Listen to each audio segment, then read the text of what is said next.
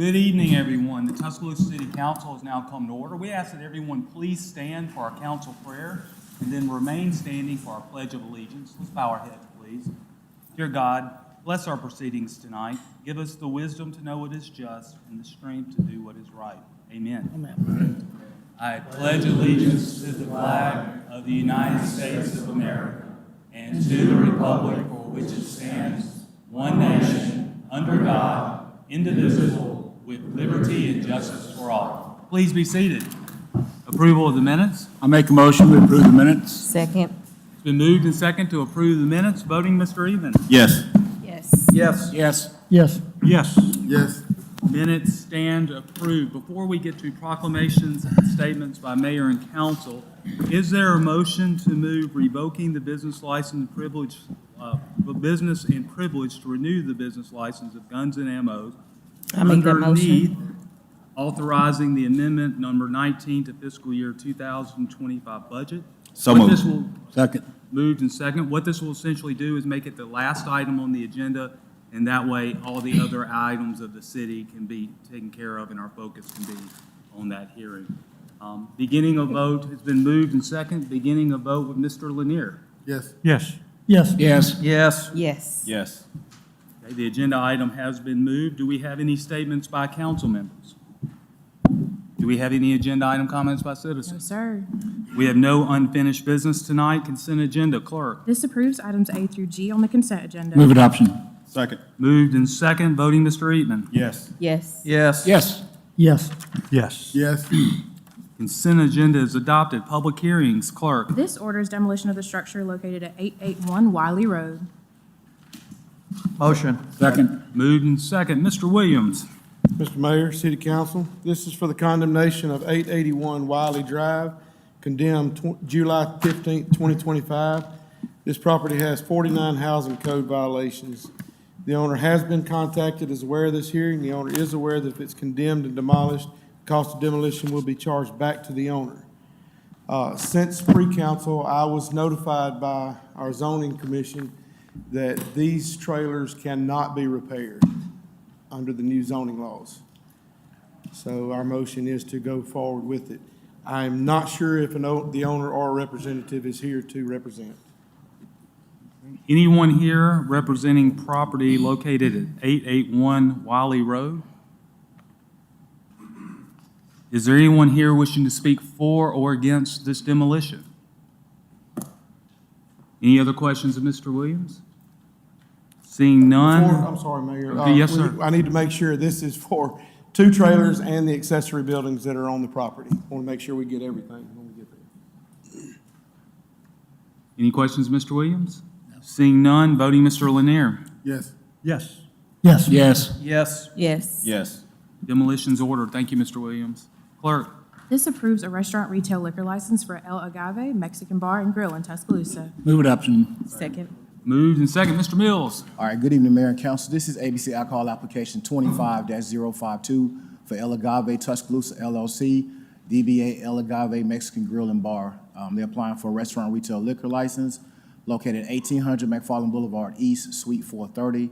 Hours of operation will be 7 days a week, 11 a.m. to 10 p.m. The first map shows the area map of the location, followed by my zoning map.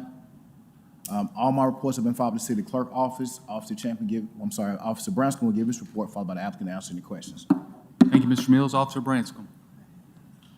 Good evening, Mayor, Council. After reviewing this application for El Agave Mexican Bar and Grill, we have no objections to the application. Okay, is the applicant here? If you would, sir, please come forward and give your name and address. Hello, Council, thank you. Mayor, thank you. My name is George, with a J, J-O-R-G-E, Perez. Could we get a last name? Perez, P-E-R-E-Z. I am managing partner. The location, is it my address, my personal address location, or is it the restaurant location? Either one will be. Okay, yeah, the restaurant's gonna be at 1800 McFarland Boulevard East, Suite 430, in Tuscaloosa in Midtown Village. This is in Midtown. Midtown Village, right? yes, sir, where the old Buffalo Cafe used to be. In the old Guana. The old Buffalo Cafe Oh, yeah. building space, yes, sir. Can you tell me what type of business? So it's a Tex-Mex restaurant. We're a small chain. We have 5 locations in North Mississippi. This is our first Alabama location. And we should be opening soon, after the approval, hopefully of you guys, and the health inspection. What are your hours? Our hours are from 11 to 10, Monday through Sunday. Yes, sir. Any other questions from the city council? I appreciate you guys. Thank- Thank you for your time. Thank you, Mr. Perez. This is a public hearing. Is there anyone here wishing to speak for or against this license? Seeing none, voting, Mr. Eatman. Yes. Yes. Yes. Yes. Yes. Yes. Yes. Restaurant retail liquor license is approved. Resolution and ordinances not of a general nature or permanent operation. Clerk. This approves a less than 7 day special events retail license for Party Down LLC. Move adoption. Second. Moved and second, Mr. Mills. Okay, Mayor and Council, this is ABC alcohol application 25-053 for Party Down LLC, DBA Pi Kappa Phi Formal. They're applying for a special retail less than 7 days located at 130 University Boulevard. This is an area map of my location. All my reports have been filed with the city clerk office. Officer Branscombe will give his report, followed by the applicant to answer any questions. Officer Branson. Also, after examining this application, we have no objections to this application. Thank you.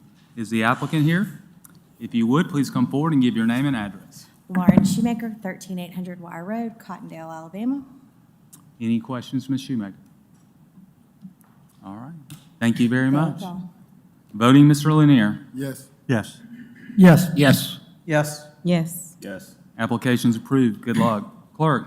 This approves a less than 7 day special events retail license for the Wild Game Cookoff. Move adoption. Second. Moved and second, Mr. Mills. Okay, Mayor and Council, this is ABC alcohol application 25-054, Alabama Wildlife Federation, DBA the Wild Game Cookoff. They're applying for a 240 special nonprofit tax exempt located at 6052 Watermelon Road. This is the area map of the location. All my reports have been filed with the city clerk office. Officer Branscombe will give his report, followed by the applicant to answer any questions. Officer Branscombe. Yes, once again, after the police department has reviewed this application, we don't have any objections to it. Okay. Is the applicant here? If you would, sir, please come forward and give your name and address. Yeah, it's Thomas Tidwell, and good to see you guys again. Yes, And you want the address of our business? Yes, sir. That'd be- 3050 Lanark Road, Millbrook, Alabama, 36054. Any questions, Mr. Tidwell? How many years have y'all done this? We've been doing them 20-something years. I've been doing them for 18, all over, and we do them all over the state of Alabama. So it's fundraiser and membership kind of thing. Any other questions? Thank you, Thank you sir. for your time. Voting, Mr. Eatman. Yes. Yes. Yes. Yes. Yes. Yes. Yes. Application's approved. Clerk. This tentatively awards a public works contract to Price Civil Services Incorporated. Move adoption. Second. Moved and second. Voting, Mr. Lanier. Yes. Yes. Yes. Yes. Yes. Yes. Yes. Resolution's adopted. Clerk. This authorizes a professional engineering services agreement with CSL Services Incorporated. Move adoption. Second. Moved and second. Voting, Mr. Eatman. Yes. Yes. Yes. Yes. Yes. Yes. Yes. Resolution's adopted. Clerk. This authorizes execution of a real estate sales contract with Nelda P. Goldsmith. Motion. Second. Moved and second. Voting, Mr. Lanier. Yes. Yes. Yes. Yes. Yes. Yes. Yes. Resolution's adopted. Clerk. This will authorize Tuscaloosa Fire Rescue Service to accept donated equipment from Nucor Steel Tuscaloosa Incorporated. Move adoption. Second. Moved and second. Voting, Mr. Eatman. Yes. Yes. Yes. Yes. Yes. Yes. Yes. Resolution's adopted. Clerk. This authorizes professional services contract with Grow Marketing LLC. So moved. Second. Moved and second. Voting, Mr. Lanier. Yes. Yes. Yes. Yes. Yes. Yes. Yes. Resolution's adopted. Clerk. This will authorize amendment number 2 to the minor public works contract with Freeman Sheet Metal Incorporated. So moved. Second. Moved and second. Voting, Mr. Eatman. Yes. Yes. Yes. Yes. Yes. Yes. Yes. Resolution's adopted. Clerk. This authorizes amendment number 1 to the minor public works contract with Dakin Applied Americas Incorporated. Motion. Second. Moved and second. Voting, Mr. Lanier. Yes. Yes. Yes. Yes. Yes. Yes. Yes. Resolutions adopted. Clerk. This authorizes a minor public works contract with Main Stage Theatrical Supply Incorporated. Move adoption. Second. Moved and second, voting Mr. Eman. Yes. Yes. Yes. Yes. Yes. Yes. Resolutions adopted. Clerk. This authorizes an as-needed fiscal year 2026 minor public works contract with Meeks Environmental.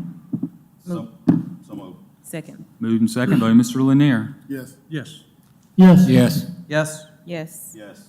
Resolutions adopted. Clerk. This authorizes a joint funding agreement with the USGS Water Resources Division regarding North River and Lake Tuscaloosa. So moved. Moved and second, voting Mr. Eman. Yes. Yes. Yes. Yes. Yes. Yes. Yes. Resolutions adopted. Clerk. This authorizes a joint funding agreement with the USGS Water Resources Division regarding Cribbs Mill Creek. Motion. Second. Moved and second, voting Mr. Lanier. Yes. Yes. Yes. Yes. Yes. Yes. Yes. Resolutions adopted. Clerk. This authorizes a funding agreement with the Tuscaloosa Tourism and Sports Commission. Motion. Second. Moved and second, voting Mr. Eman. Yes. Yes. Yes. Yes. Yes. Yes. Yes. Resolutions adopted. Clerk. This establishes the fiscal year 2026 general fund reserve for future improvements fund budget. Motion. Second.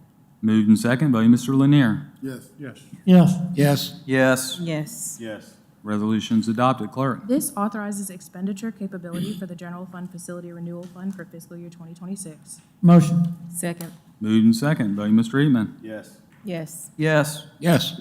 Yes. Yes. Yes.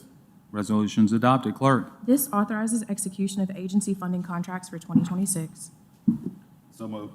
Second. Moved and second, voting Mr. Lanier. Yes. Yes. Yes. Yes. Yes. Yes. Yes. Resolutions adopted. Clerk. This authorizes the appropriation of certain opioid settlement funds to Freedom Farm Incorporated. Motion. Second. Moved and second, voting Mr. Eman. Yes. Yes. Yes. Yes. No. Yes. Yes. Resolutions adopted. Clerk. This authorizes the appropriation of certain opioid settlement funds to Phoenix House Incorporated. Motion. Second. Moved and second, voting Mr. Lanier. Yes. Yes. Yes. Yes. Yes. Yes. Yes. Resolutions adopted. Clerk. This establishes the fiscal year 2026 water and sewer reserve for future improvements fund budget. Move adoption. Motion. Second. Moved and second, voting Mr. Eman. Yes. Yes. Yes. Yes. Yes. Yes. Yes. Resolutions adopted. Clerk. This authorizes expenditure capability for the water and sewer facility renewal fund for fiscal year 2026. Motion. Second. Moved and second, voting Mr. Lanier. Yes. Yes. Yes. Yes. Yes. Yes. Yes. Resolutions adopted. Ordinances and resolutions of a general nature or permanent operation. Clerk. This suspends pay plan step raises to include one step for fiscal year 2026 and amends section 1942 Exhibit D of the city's pay plan. So moved. Second. Moved and second, voting Mr. Eman. Yes. Yes. Yes. Yes. Yes. Yes. Do I hear Call for unanimous consent? Second. moved and second for unanimous consent, voting Mr. Lanier? Yes. Yes. Yes. Yes. Yes. Yes. Yes. Resolutions adopted. Clerk.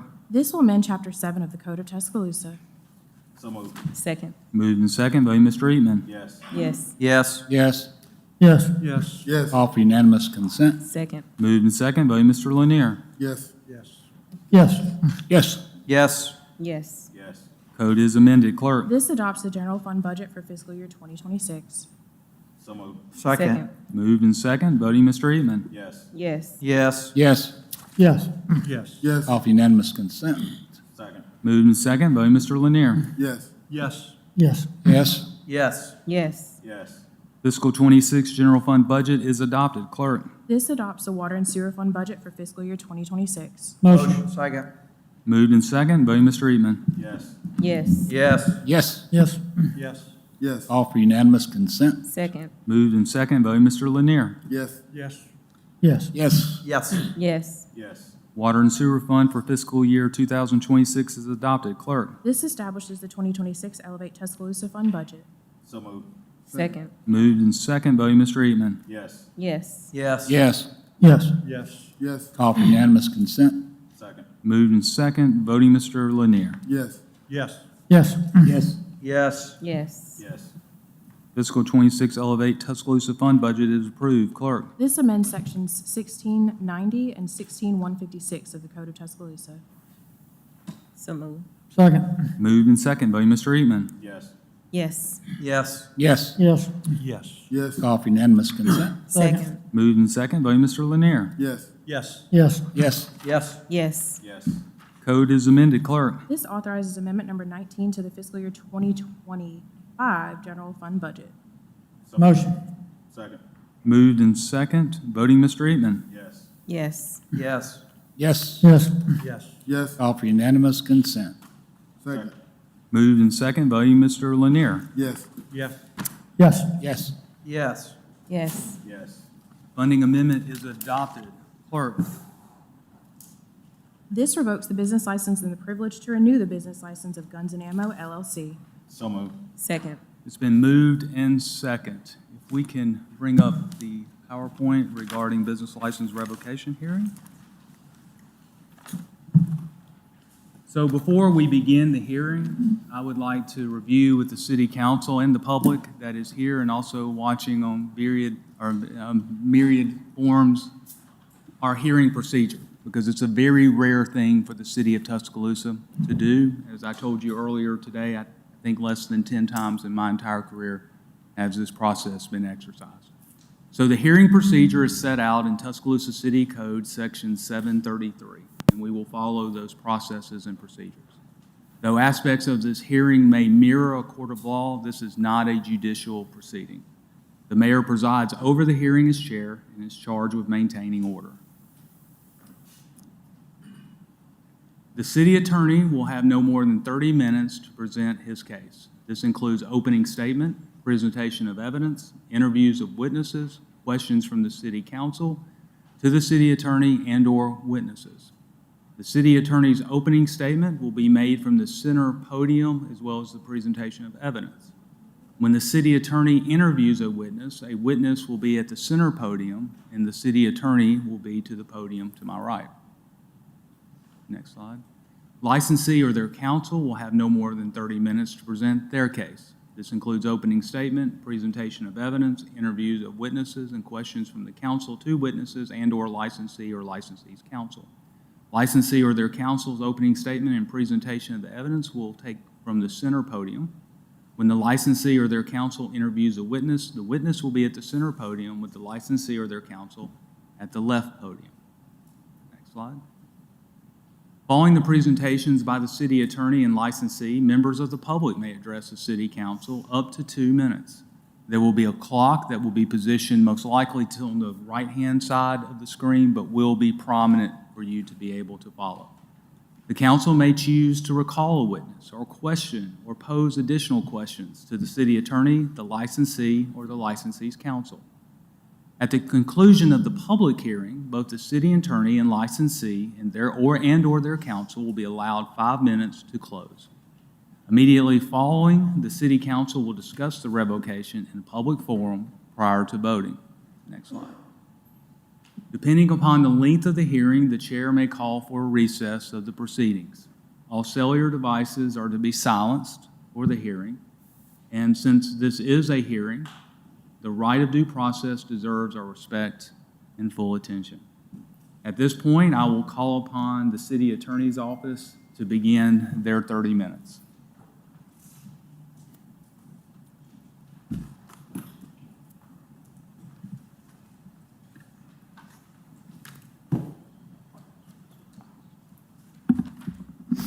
Thank you, Mayor. And at this point, we'll move to admit Exhibit A. I believe Ms. Johnson gave you a copy of it. Thank you. Is it admitted? Yes. Thank you.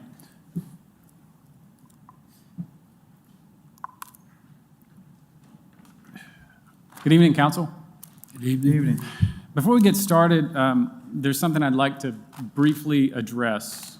I think by now everybody knows that last month TPD executed a search warrant at Guns and Ammo that led to various charges getting brought against the manager and the owner of Guns and Ammo. And those charges are down in municipal court. The reality is that those charges barely scratch the surface of why we're here tonight. I'll tell you what I mean. As Mr. Wakefield, I think, said in a recent news story about this, he got those charges because of bad bookkeeping. Taking him at his word, that's serious on its own. If you're a bad bookkeeper for an ice cream stand, then you might accidentally overdraw from a bank account. If you're a bad bookkeeper when you're selling used guns, there can be extremely serious consequences, which we'll get into actually in a minute. But here's the thing. We're asking you to revoke Mr. Wakefield's business license, not just because he's a bad bookkeeper, but because the whole way he operates his business jeopardizes public safety, and he couldn't care less. I'm going to give you some examples. On 2 occasions that we can prove, frankly, probably a lot more that we can't prove, he has sold stolen guns to innocent customers. If you want to look at, I handed out packets in the front of the booklet. There's a roadmap. I believe this was sent to y'all. Item 2, tonight we're going to hear about a customer that got arrested in a neighboring county because the gun he bought from Mr. Wakefield turned out to be stolen. He got arrested and charged with a felony. He almost lost his job. And there's a similar incident actually here in Tuscaloosa County with a sheriff's deputy here almost doing the same thing, almost arresting somebody. And this guy's saying, wait, I didn't steal this gun. I bought it from Guns and Ammo. So we've got stories of people unknowingly buying stolen guns from Guns and Ammo. A question comes up, where does Guns and Ammo get the stolen guns? If you look at item 5 on, or item 4 on the roadmap, excuse me, over 4 months this spring, Guns and Ammo bought 4 different guns from the same convicted felon. Now a question has come up. Did they know that he was a convicted felon? Well, here's what we know. Item 5 on the roadmap.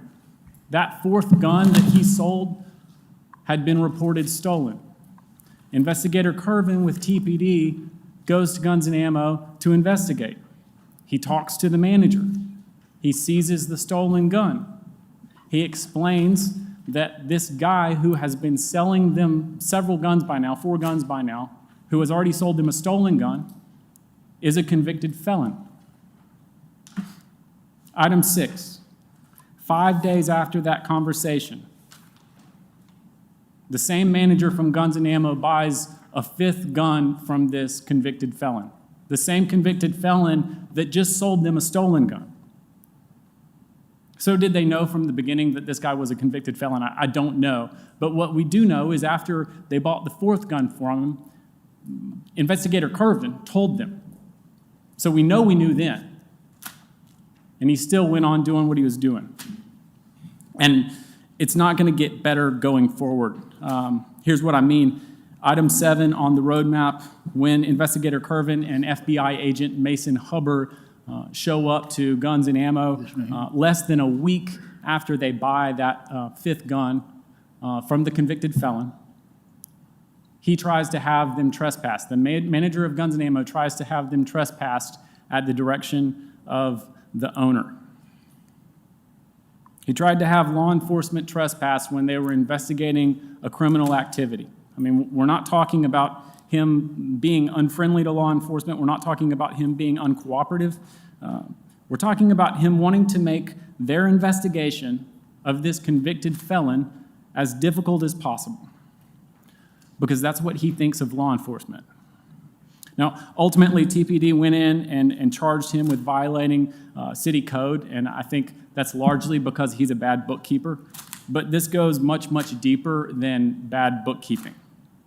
Mr. Wakefield sells stolen guns. He buys stolen guns from convicted felons. He tries to have our officers trespassed because he wants to make it difficult for them to investigate other people's criminal activities. For the sake of public safety, we're asking you to revoke his business license. And with that, I'm going to call our first witness, Investigator Jeffrey Curvin. Mayor, do we ask questions as we go along? It's up to you as a city council. Just a quick one, I think. You mentioned that the owner and the manager currently have charges filed against them in municipal court. What are the charges? There are charges for failure to report. We'll get into them in the presentation if you'd like me to cover them then, but their failure to report transactions on leads online as required by municipal code. I believe that's 7162 and 7163, but don't quote me on those exact numbers. There's also a charge or several charges related to selling guns before the 10-day window in which they were supposed to hold secondhand goods. There were far fewer of those charges, though. Investigator Kervin?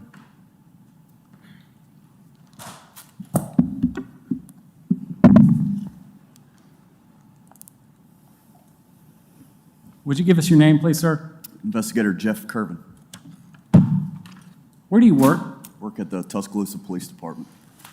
What do you do there? Currently signed to the FBI Safe Streets Task Force. Okay.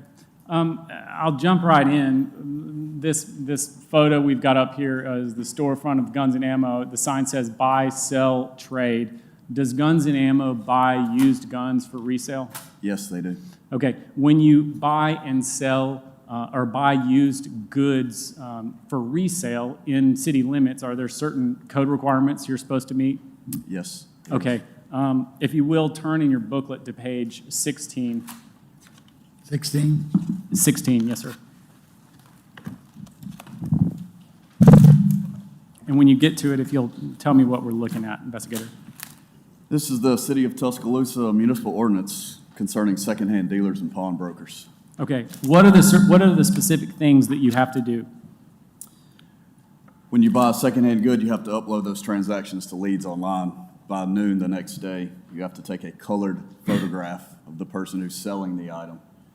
You also have to record the vehicle, make and model that the person was driving.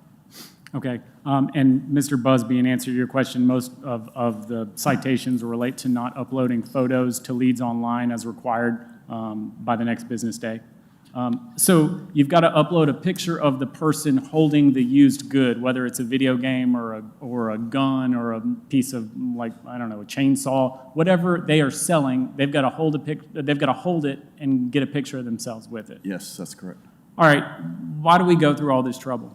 In case the secondhand good turns out to be stolen, it helps law enforcement identify the person who is selling the item. Okay. So it facilitates investigation of potential criminal activity? Yes. Okay, and then also, I'm assuming this would deter somebody who has stolen something from trying to sell it at a pawn shop, right? Yes. So I guess it has the additional benefit of ensuring that customers in our city can know within reason that when they're buying something from a secondhand goods store, they're not buying stolen goods. That's correct. Okay. The owner of Guns and Ammo, Joshua Wakefield, did he know about this ordinance? Yes, he did. Okay. I'm going to get you to turn to 23 in the booklet. Can y'all hear me, by the way? I'm sorry. What page? 23. 23. And if you'll tell me what we're looking at. You were looking at a letter that was delivered along with the copy of municipal ordinance. Okay, when was that dated?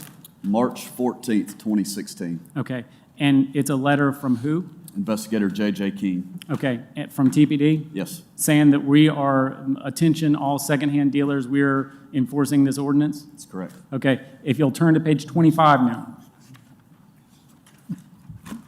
What's this a picture of? This was a letter from Mr. Wakefield's attorney, John Fisher, addressed to City Attorney Scott Holmes. If you'll read that highlighted portion. Mr. Wakefield will not be complying with the directives contained in said package, in that it is an act of overreaching by the city, which is clearly prohibited by state law. Okay, so he's saying it's unconstitutional, I believe. And then if you'll turn to page 32.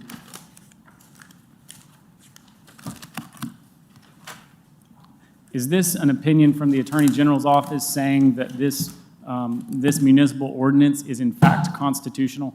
Yes, this was from Luther Strange. Okay, thank you.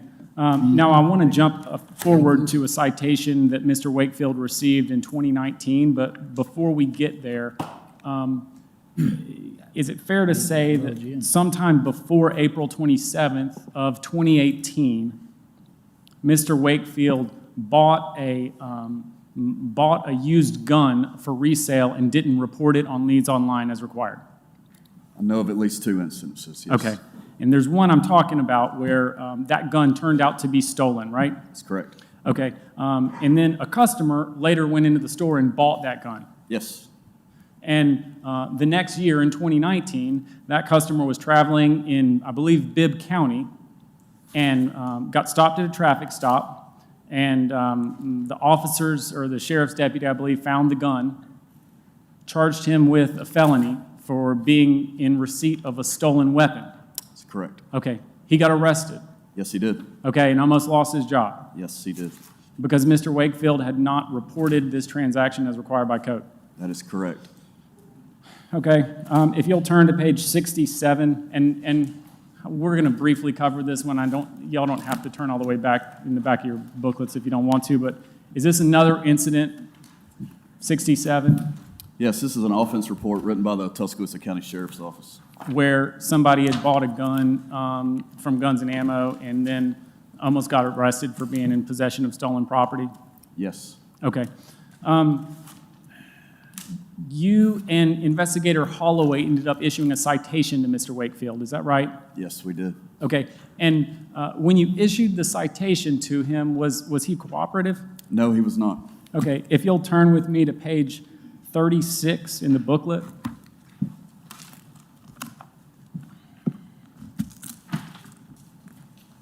If you'll read that highlighted portion, please. Mr. Wakefield was asked if he routinely reports his secondhand purchases to Leads Online as per requirements of City Ordinance 7-162. Mr. Wakefield responded no and stated he did not agree with the ordinance. Okay, so somebody just got arrested because he sold him a stolen gun, Yes, and this is Wakefield's response. yes, it is. Okay. So just to recap, in 2016, we've got him saying that he's not going to comply with the ordinance because he doesn't believe it's constitutional. And later, the Attorney General's office says it is constitutional. 2018, a customer inadvertently buys a stolen gun and gets arrested for it. And then in 2019, Mr. Wakefield tells you and Investigator Holloway that he doesn't believe in the ordinance and doesn't routinely follow it. That's correct. Okay. I want to jump ahead to 2025.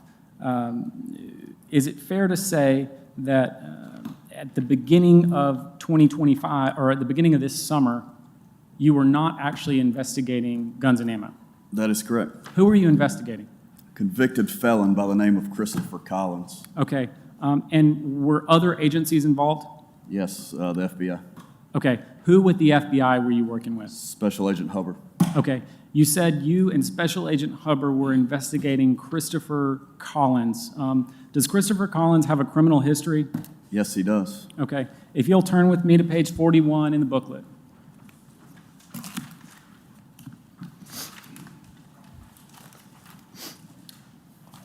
What are we looking at here? This is an affidavit charging Christopher Collins with robbery in the first degree.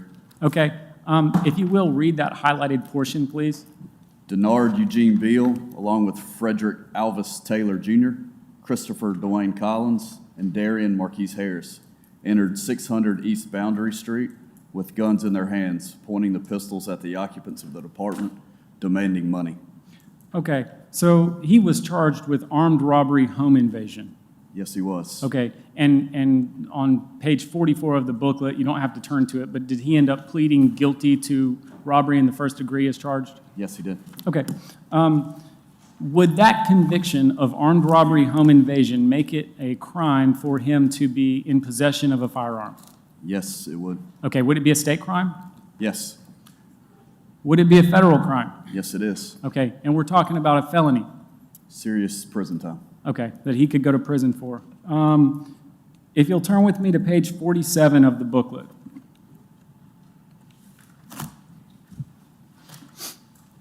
What are we looking at? This is Mr. Christopher Collins. Okay, where is he? He is at Guns and Ammo. What's he doing there? He is selling the pistol you see him holding. Okay. Turn with me to page 49, please. And this is obscured a little bit by the time, but what's this a picture of? This is again Mr. Collins selling the shotgun you see him holding at Guns and Ammo. Okay, and what date was he selling that shotgun? 6/18/2025. Okay. If you'll turn to page 51. What is this a picture of? This is again Mr. Collins at Guns and Ammo. Okay. And he's selling that gun to Guns and Ammo? Yes, he is. Okay. Do you know where he got all these guns? I You know don't where- have to guess if you don't know. If you'll turn to page 53, please.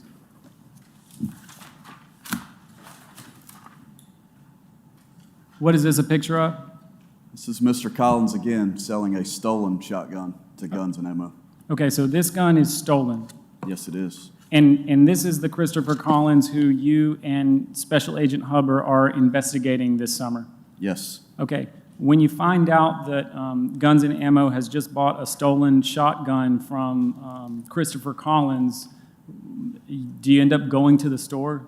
Yes, we do. Okay, do y'all have a conversation with the manager? Yes. Okay, and who was the manager? Rex Piggott. Okay, and did you explain to him why? Well, first of all, did you get the shotgun? Yes, we seized the stolen shotgun Why? because it's evidence in a crime. Okay, it's evidence of a crime. It's a stolen shotgun. You seize it. You explain to Mr. Piggott why you're seizing that gun? Yes. Okay. You explain that Mr. Collins is a convicted felon? That is correct. Okay. That this guy who has sold them 4 guns since March is a convicted felon? Yes. Okay. What was the date of that conversation? July 28th, 2025. Okay. Now, if you'll turn with me to page 62.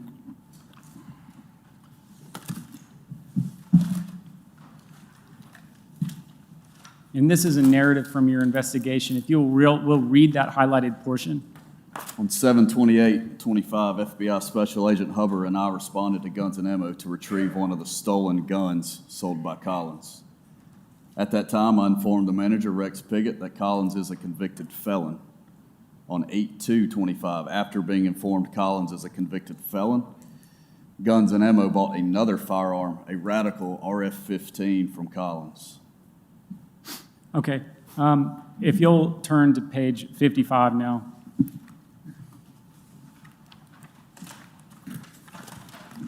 So, Guns and Ammo buys 4 guns from this guy. Yes, You seize one of those guns because it's stolen, now it's evidence of a crime. that's correct. You tell the manager that this guy is a convicted felon, Yes, and then 5 days later, 5 days after that conversation, they buy another gun from him. that is correct. Okay, what are we looking at on page 55? You're looking at Mr. Collins holding the AR-15 he sold to Guns and Ammo. Okay. So I'm assuming that you're going to have to go investigate that last gun that Mr. Collins sold because he's still selling guns. That's correct. Okay. Now, you mentioned to me earlier before the hearing that there were 2 things that you wanted from Guns and Ammo when you were investigating this last transaction. What were those 2 things? We needed to inspect the rifle that was sold, and we needed surveillance video. Okay, and inspect the rifle. Take pictures of it? Yes. Okay, and now in surveillance video, why do you need surveillance video? We needed to see what kind of vehicle Mr. Collins was driving so we could go arrest him. Okay, so you're trying to take him into custody as quickly as possible? Yes. Okay. Did you and Special Agent Hubbard go back to Guns and Ammo and try to get those 2 things? Yes, we did. Okay, what happened when you got there? The manager, Rex Piggott, tried to trespass me and Special Agent Hubbard from the store. Okay, now I believe this was August 7th, Yes, so 5 days after they bought that last gun from Mr. Collins? that's correct. Okay. And I guess less than 2 weeks after you had come in saying Mr. Collins is a convicted felon, don't buy any more guns from him? Yes. Okay. So will you tell us what we're about to watch here? This is a surveillance video from Guns and Ammo of the day we got trespassed. Okay.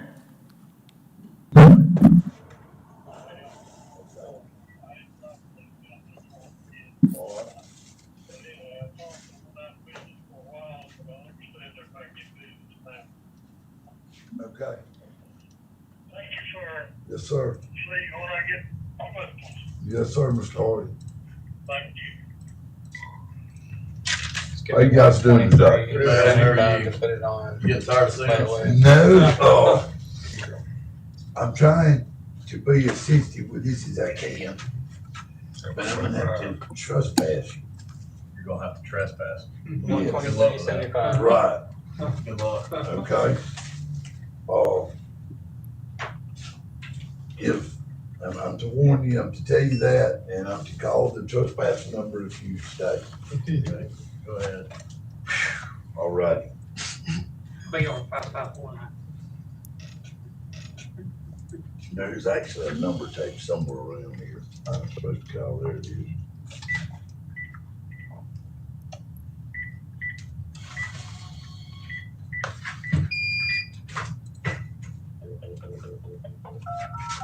And since I've seen you guys, they've actually given us access to the ATF.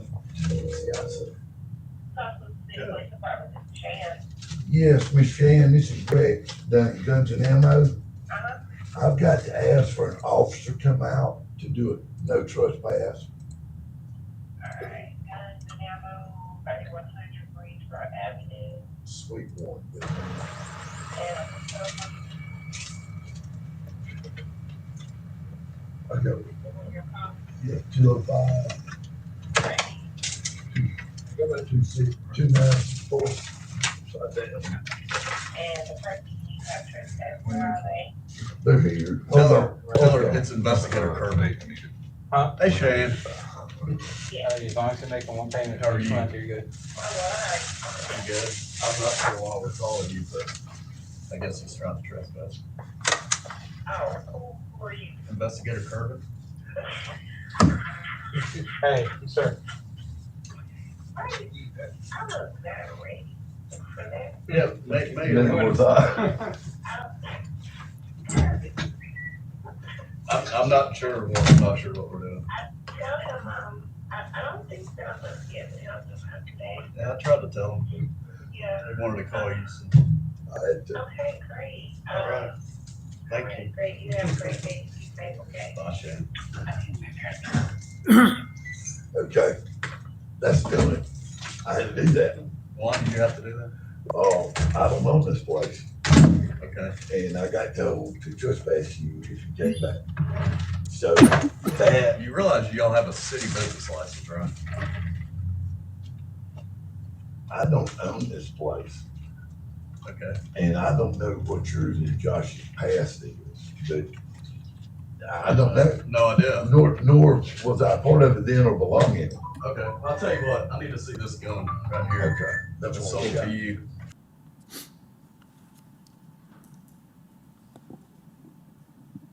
So they were, obviously, Mr. Piggott was unable to trespass you. I want to get something straight. He wasn't being rude, was he? No.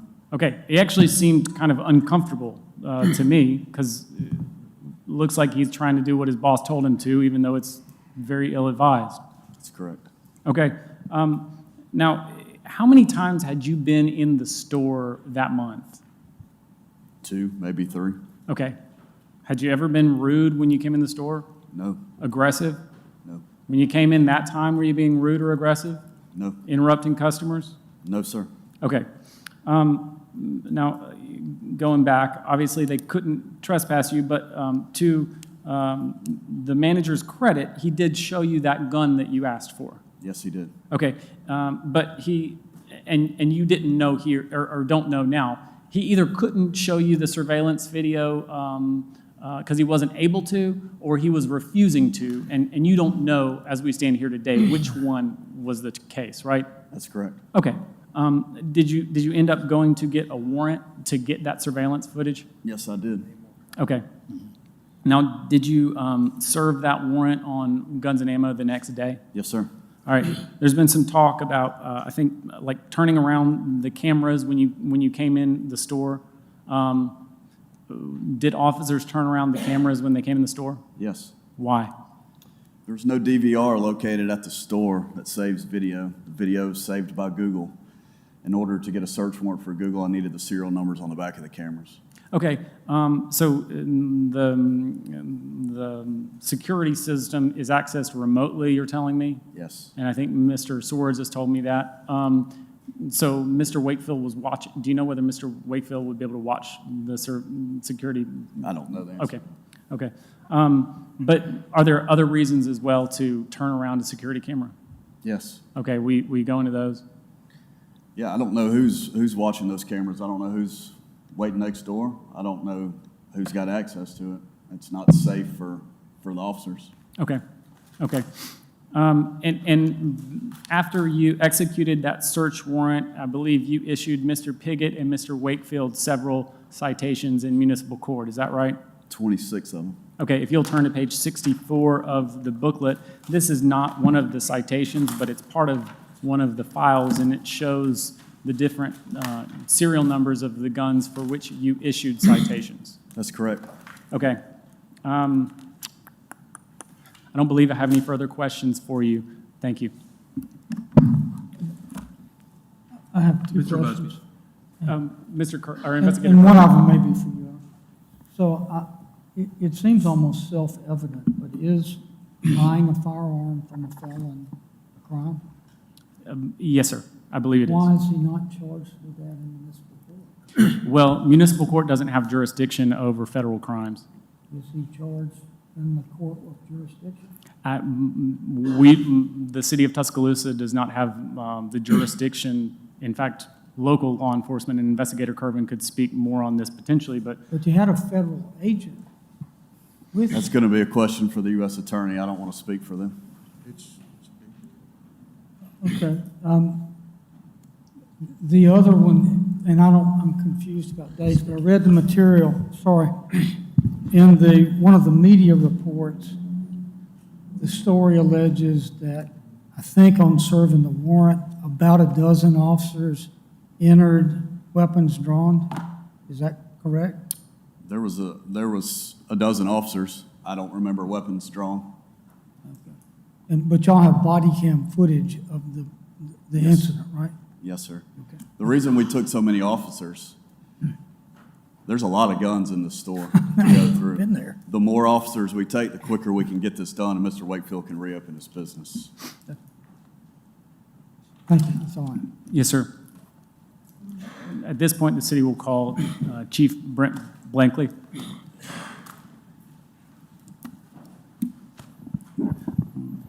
Now, Chief, you participated in the execution of that search warrant, is that right? Yes, sir, I did. Okay. Now, would you speak also to the number of people there? Yes, sir. We have a lot to do. Safety is our number one concern, so we do take a lot of officers, whether it's a business or a residence. We also had multiple officers with laptops running multiple guns. You had a ballistics expert there. We had cyber for the cameras. We had photographers. We had supervisors. It is a big effort to run a search warrant and to run it right. Okay. So having as many officers as you had minimizes the amount of time you're there as well as maximizes officer safety? Yes, sir. I believe we probably had that cleared around 2 hours, 2.5 hours, if I had to guess. If we only took 4 officers, we may have been there 8 hours to run all those weapons. Okay. When you were there executing that search warrant, did you contact Mr. Wakefield?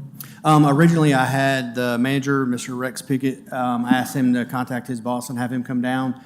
He handed me his phone. I couldn't talk to Mr. Wakefield because there was a lot of static in the phone. I think from our meeting, we learned that he was riding a bicycle during that time. Later on in that search warrant, I'd say probably an hour into. I can't remember if he said 40 minutes. Okay, so you and a dozen or so officers are executing a warrant at his business, and his response is to ask whether he has to come Yes, sir.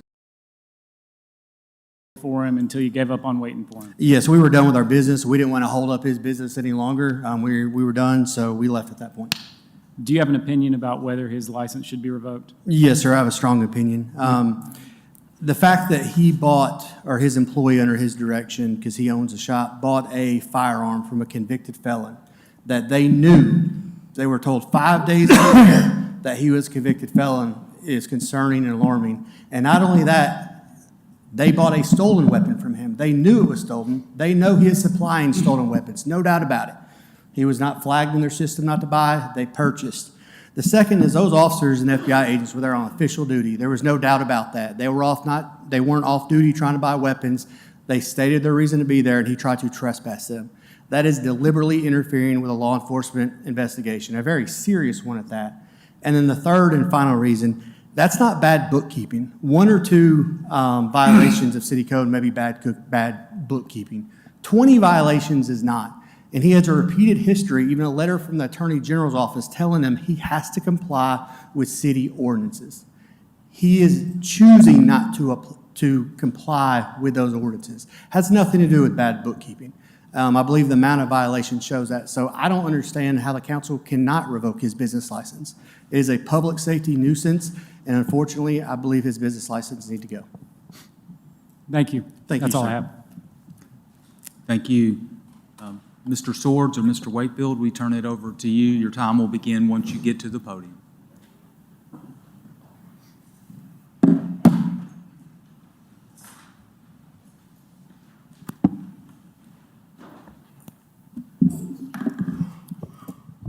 May it please the Mayor, City Council. My name is Josh Swords. I'm an attorney here in Tuscaloosa, Alabama. This is my first time before the Mayor and the City Council, so thank you for having me. I believe I want to talk of stories and facts. I think since this case first happened and then the city attorney brought this resolution before the council, there's been a lot of stories, but not much facts. The fact is Mr. Wakefield has operated guns and ammo here in the city of Tuscaloosa for 13 years.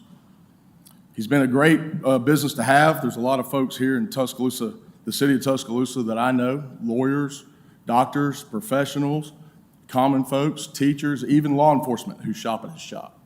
He's got a great business. He's got a great business you can come in, get to know folks, put your hands on guns, feel the guns that you want to buy, not just look at them behind a case.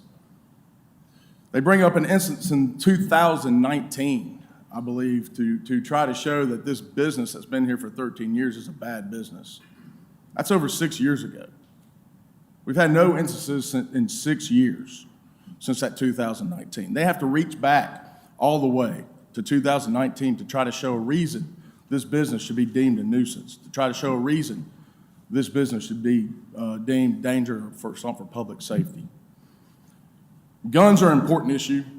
You know, I take it very seriously. I'm a gun owner. I hunt. I go out and recreational shoot, but it's a serious issue here in not only the city of Tuscaloosa, not only the state of Alabama, but the United States of America. And it's very serious to Josh Wakefield.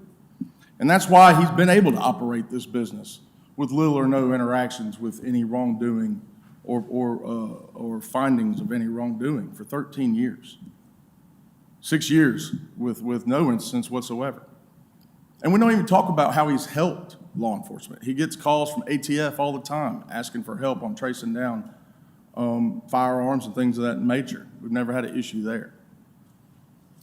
Another thing that's a fact is prior to August 4th of 2025, Mr. Wakefield and his employees at Guns and Ammo and all really businesses that buy firearms had no legal way to check if someone has a criminal history.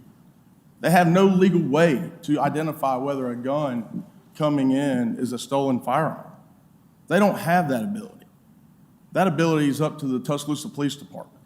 And that's the whole reason we have leads online or a 10-day hold, because he has no ability to check those things the city attorney brings forth as far as someone's background or being a convicted felon or bringing in a gun that's stolen. He had no ability. That was why it relies on the Tuscaloosa Police Department. And Mr. Wakefield, as a business here in Tuscaloosa, has accompanied them and helped them over the years, probably solve so many crimes or locate so many people. But it wasn't until this day, August 7th, when Investigator Curvin came in, not announcing I'm coming by your business. It was the third time he's come in 12 days. And for some reason, Mr. Wakefield's employee, Rex, who's a Navy veteran with a PTSD dog, tried to have Curvin trespass. And I think y'all saw in the video, I think Curvin even laughed. I think Rex laughed. I think it was almost comical. Even though not to me, because I understand the law. Rex isn't a lawyer. And I know Investigator Curvin and any other city official has the right to be there. But I think as you saw, what the city really didn't show is after 2 minutes of being trespassed, Kervin and Investigator Hubbard stay there 45 minutes investigating guns. Rex helping him complete that investigation. And that's what Mr. Wakefield's done the whole time. But again, I think the city attorney is bringing nothing but stories. And I'm excited to present Josh Wakefield to present the facts. And I'll turn the podium over to him.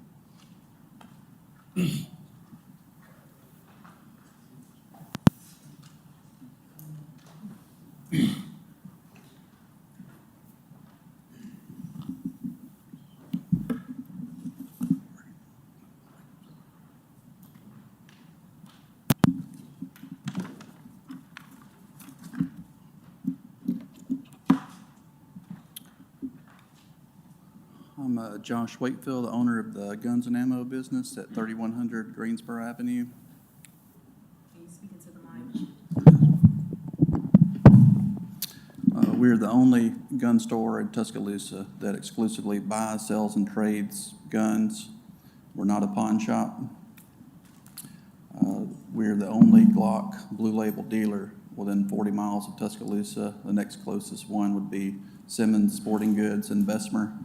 We offer big discounts to people that serve the community, police, firefighters, military, veterans, judges, paramedics. I started the business in Double Springs, the town I grew up in, back in July of 2007. Sold my first gun July 18th, 2007, and about 5 years later, moved the store to Tuscaloosa. And last week, we were on Form 42587, so we've sold over 43,000 guns in the 18 years that I've been in business. Some of the forms have more than one firearm on them. Our sales in Tuscaloosa the last 12 years have been $8,829,215. We paid the city and county of Tuscaloosa over $240,000 in sales tax. I just want to talk a little bit about buying and selling guns. There's different rules. So when we sell a gun to a person, we do a background check through the FBI website, or the customer can show us a pistol permit. In order to get a pistol permit, the sheriff's department does a background check.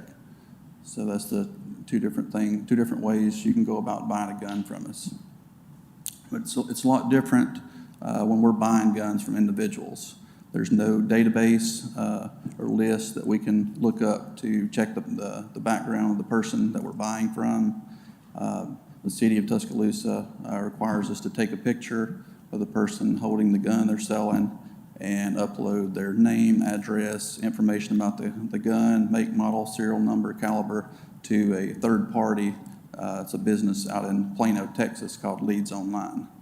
And the standard procedure, we always take people's pictures holding the gun, copy their driver's license. And it wasn't until this Bipartisan Safer Communities Act of 2022 that allowed us to check to see if a gun is stolen. And that was only effective August 4th. So effective August 4th, firearms dealers nationwide can now query the NCIC database to see if a gun is stolen. So as of August 4th, we can now check to see if the gun is stolen that the person is selling us. But before August 4th, we had no way of checking to see if the gun was stolen, immediately. We had to report the gun information to the Leads Online and, wait 10 days. And if it was stolen, Leads Online would contact the city of Tuscaloosa, let them know, and an officer would come by and take the gun from us. They showed the trespass video earlier, so I was going to show that. I'm going to skip the trespass video. But the reason we was just trespassing Kervin, not the FBI agent with him. And the reason is the way that Kervin has treated me the last 6 years. In the 18 years I've been in business, there's only been one police officer that's threatened me in any way. It's been Jeffrey Kervin. I was at the pool at the time with one of my friends that was visiting from California. I was in the pool with him and his 3 kids and didn't even know he was up there. They left the store about 2:08, and about an hour, 20 minutes later, he had a search warrant. I was not given any time to give Kervin the video he was requesting. And I did try calling him, and I recorded my phone call to him at 5:52, just less than 4 hours after he left Guns and Ammo. I called his phone number and left him a voicemail to call me back so I could try to figure out what video he was wanting. This is the trespass scene that's already been shown. I'm going to skip that. And then while he was there, after the trespass, Rex was cooperative with them, showed them the gun they were stopping by to see. They took pictures of the gun. They didn't take the gun because it had not been reported stolen. They knew a convicted felon had sold it to us, but since the gun was not stolen, they didn't take it with them. And they did get it the next day. This is a short clip of showing Rex bringing out the gun and showing Kervin the gun he asked to see.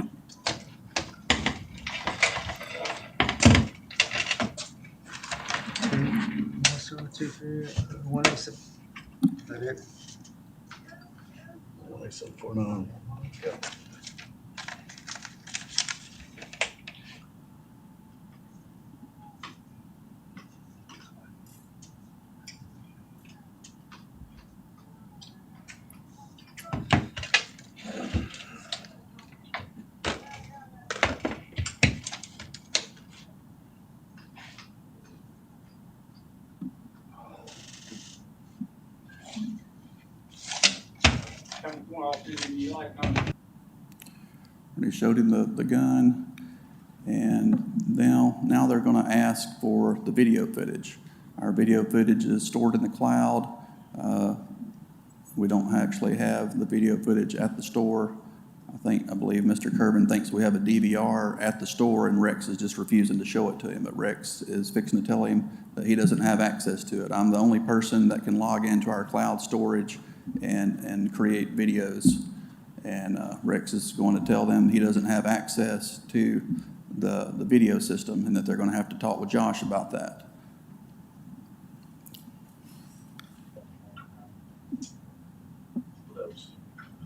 Video. Got video? Like, we got a picture that we've been submitted with. Oh, you're talking about the video? Yeah. Oh. Cameras that face outside that we can review. We got outside and inside, I think. Outside is the main thing I'm looking for. All right. See if I can get a car. Okay. That's a big thing. I'll have to ask Josh to do that. I don't access the camera.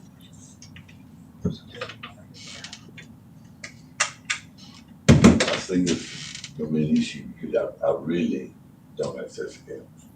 But, You can, I'll call, oh yeah. You can tell Josh, we're asking nicely. When we come back, it'll be with a search warrant, and it's not gonna be nicely.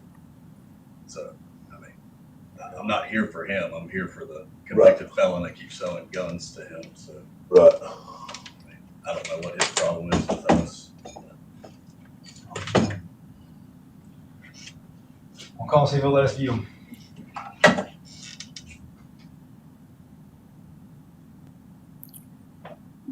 And Rex tries to get in touch with me, and I'm at the pool. I don't get his message. But, I have voluntarily give them any video footage they've ever asked for. All they have to do is contact me by email, phone number, text message, and I would have given them the video. And I'm going to show you a clip in a minute of me calling Kervin, leaving him a voicemail, trying to clarify what video he is needing. This is the contact information I have on Kervin. I call his cell phone number at 552. It's August 7th, 2025, 5:52 p.m. Calling Jeffrey Kervin, phone number 205-826-2965.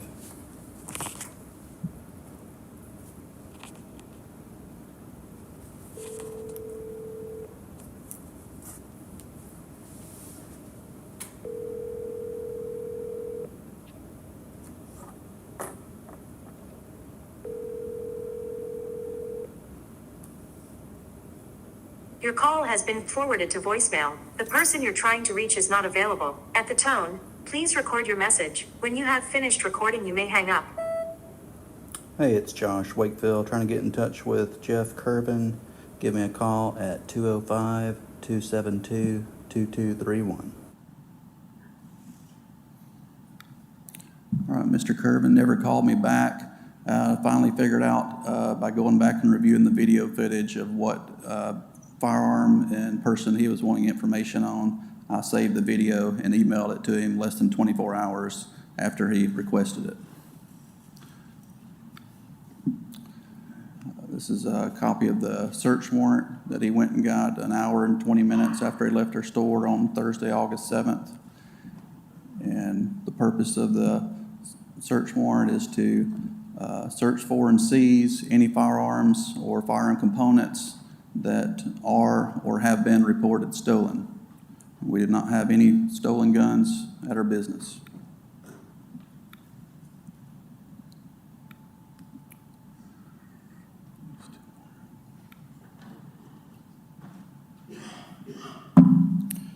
This is the search warrant application that he had to get. The application for the search warrant.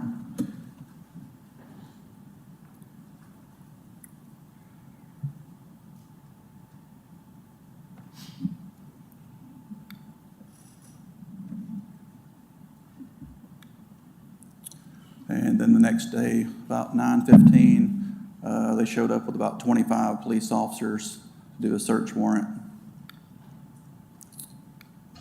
Okay. What's going on, man? Come You got a on. search warrant for your business. I need to keep your hands right and see. Y'all gotta come outside. Hey, is that dog? No, I got him. I got him. He's a service dog. Hold on. Bruce. Come on. You got it, sir. Come on, Bruce. Come on, buddy. Bruce, listen to me. Get one on my belt. Come on. Come on, Bruce. Stay right here. Yeah. You got a gun on? You on my belt. How do I get it up? Gotta get it up. Got it? Right. Come on, Bruce. Bruce. Is everybody in the back? Sir. No. No. Police department.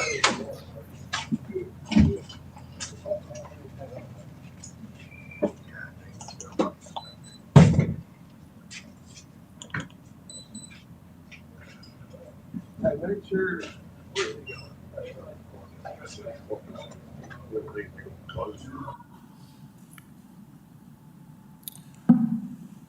After they completed the search warrant, they took 28 of our firearms, none of which was reported stolen. They took 26 of our guns because we did not upload a picture of the person holding the gun. We had reported the person's name, their address, the gun information, the make, model, serial number, caliber. We'd reported everything except uploading the picture. That was just a clerical error on our part, not uploading the picture. But it was standard procedure for us to take pictures, and a few days after the search warrant, I found pictures and uploaded it to the site. So the pictures are on the Leads Online now. They took 5 of our guns, saying that we sold them before the 10 days, but we had the guns in the store in our safe. They took the 5 guns and arrested Rex for failing to hold guns 10 days before selling them, and they took the guns. The 2 guns on the bottom they took were 2 guns that Christopher Collins had sold us. The first one there, the HK-MP5, was a gun that we showed them when they visited our store on July 28th. We showed them that gun. They took pictures of it, and I went back and reviewed the video. The reason they didn't take that gun because they would have had to do more paperwork. And then the one on the bottom is the one that they had looked at the previous day, took pictures of, and then they took it on the search warrant day. I've got some video footage of the chief of police, Blankley, going around unplugging our video cameras or telling other officers to unplug them. I'd like to show that. I rounded it off to you yesterday, but I don't remember it now. The ordinance. Yeah, what number was it? Remember 7125? What you said yesterday, I thought. 7 what? 165, wasn't it? Something like cameras. I don't remember the yesterday. I'll look it up. Papa 798 No pop quizzes. 095.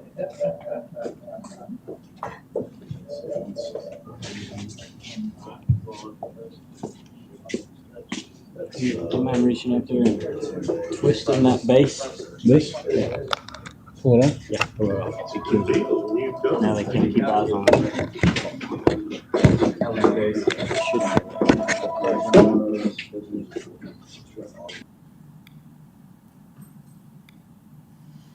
There's another. No.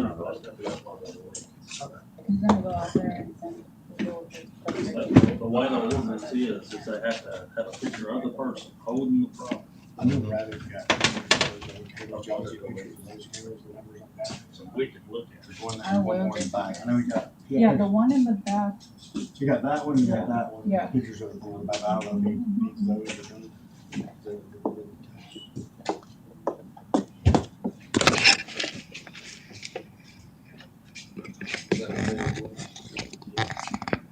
Got star on it. For the fucking stickers. Jason. Yes. Is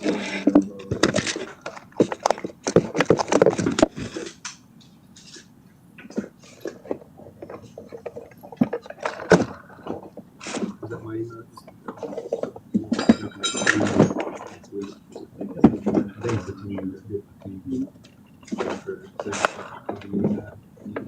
April 2nd.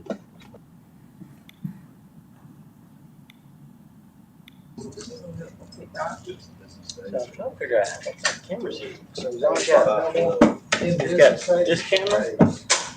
That camera also goes into outlet. So 018 You got the ordinance number. 4753. This one's technically.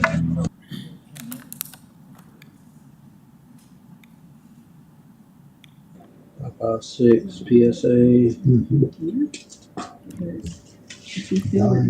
Yeah.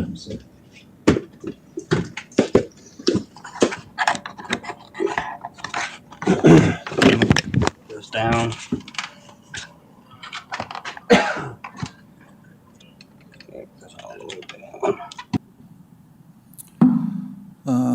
And Rex was arrested for 5 counts, violating section 7163, purchased to be retained for 10 days.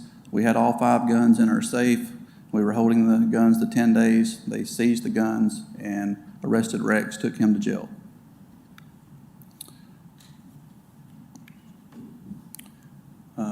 Here's a picture of our safe. Over on the right is where we keep our guns that we're holding for 10 days. They took 5 of the guns in that area and took Rex to jail for not holding the guns for 10 days. This is a clip of Rex getting arrested. The video is showing outside, but the audio is inside the building. If we could turn it up, you can hear the officers making fun of Rex getting arrested.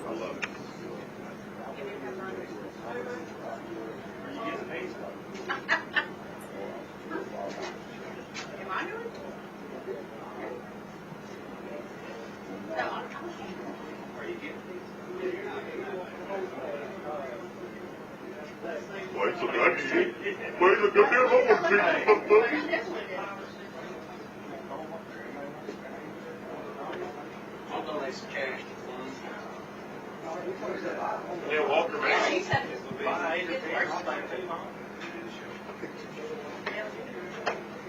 Get him a gallon of sweet tea too, David. Thanks, buddy.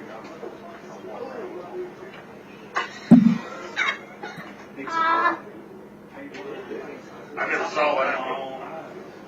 No, I did see him. I saw him at the lodge one Saturday years ago. We were all eating shit patrol, you know. I watched him in home. I was like, God damn, that guy's And later that evening, they came to my house, arrested me, 21 counts of not uploading a picture of a person holding a gun, 5 counts of selling a gun before 10 days. And again, they took the guns with them. We had the guns in the safe. And then later that evening, they went and arrested Rex for the second time and charged him with the 21 counts of not uploading a picture of the person holding the gun. And just want to show the purpose of the search warrant again was to search for, seize any firearms that were stolen, and we did not have any stolen firearms. They took 28 of our guns that we paid like $8,000 for, and none of them had been reported stolen.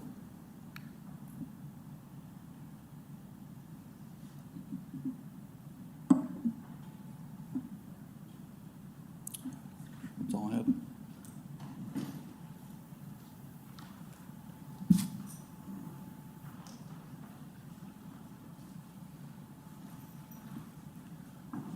Facts. That's the facts. Recorded, listed, audio. And by the way, I moved, Mayor, sorry, Your Honor, to introduce our presentation. Absolutely. Thank you. That's what it's all about. Not a gun law, not a misdemeanor, not a felony, not a violation of any state law. 23 arrests for 2 men, a 20-something man search warrant because of the 10-day hold, alleging the 10-day hold violations when they found the guns in the safe. How can you be violating a 10-day hold when you're holding the guns? Still haven't figured that one out. And uploading the pictures. And I brought the pictures tonight. I'm not going to introduce them. But these are the actual pictures that we had at the business that they charged him with. Why? Because they weren't uploaded. Why? Because his employees didn't know how to upload them, and he was at the beach. We had them. We took them. We complied, but they weren't uploaded because his people didn't know how to load. What's the Tuscaloosa police response to that? Arrest them. Arrest them for not uploading the pictures that they had. Ladies and gentlemen, I told you that Mr. Wakefield has operated a fantastic business here in Tuscaloosa for 13 years. He has had one incident 6 years ago and hasn't had an incident then. You saw where he's brought in almost $250,000 of tax profit to the city. He's operated within the realms that he's required to do. Please do not get confused. His obligations when he is buying a gun is not to be, he can't do a background check. He's unable to do it. That's why it's the responsibility of the Tuscaloosa Police Department to check leads and come in. Mr. Wakefield complied with that law. Again, he had no way to check to see if a gun is stolen. He has no way, no legal way. Again, that's the Tuscaloosa Police Department. If the city attorney's office has a problem with Josh Wakefield operating within the realms and not be able to see or know when a stolen firearm comes in, they need to look to their own police department because they are the watchdogs for that, not Mr. Wakefield. I'm sad. I'm sad as a business owner. I'm sad as a person here in Tuscaloosa that a person who has tried to comply and is a good person, you hear, he doesn't talk like me. He's soft-spoken. But he had the videos. He even tried to call. You know, when Colvin left, and you heard it, I hope you heard it on there, he said, we can do this the easy way or the hard way or the mean way. And that's what they did. They didn't get their video on time. Even though Mr. Wakefield tried to call Investigator Curvin 5:42 on August 7th before they issued that search warrant.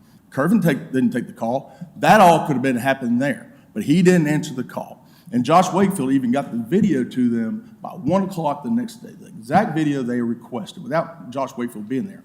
But what was the response of the Tuscaloosa Police Department? To kick the front door in with their weapons out, get your hands up. And this wasn't conducting a criminal investigation on guns and ammo. Please don't get confused with that. This was a business operating as it should operate, helping law enforcement. And because they didn't help law enforcement fast enough, the response by law enforcement was to kick the front door in. And I think that's wrong. I'm not here to argue that. There's another day to argue what's wrong and right. We're here to present ourselves openly and honestly and factually to who Josh Wakefield is and how guns and ammo was operating in these 2 days that the city attorney has brought as reasons to take his business license. As you heard, he's complied. He tried to call Curvin to get him everything he needed. It's kind of, you know, the trespassing issue is kind of funny. You know, they laugh about it, but then they spend 30 minutes with Rex getting the guns, complying, and helping them with the investigation. Does that sound right? Resistance? I think not. Does that that sound like it needed a search warrant to get what they needed? I think not. Any questions? I'm sorry, it took so much time. Yes, sir. Swords, you said they kicked the door open with guns drawn. I didn't see that. Me either.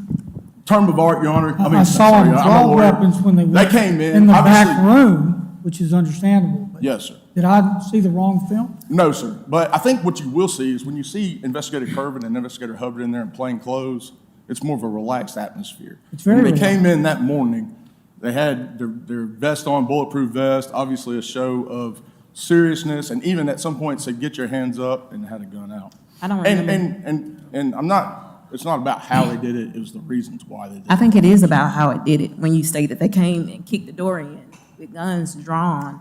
And I didn't see anyone draw a gun until the officer walked to the back to a room that he couldn't see around. That's what, when And the gun came out. customary, that's it when the was- gun came out. But I didn't see anyone else draw their guns. And I didn't see anyone kick the door. And I agree with you. It wasn't until they cleared the back.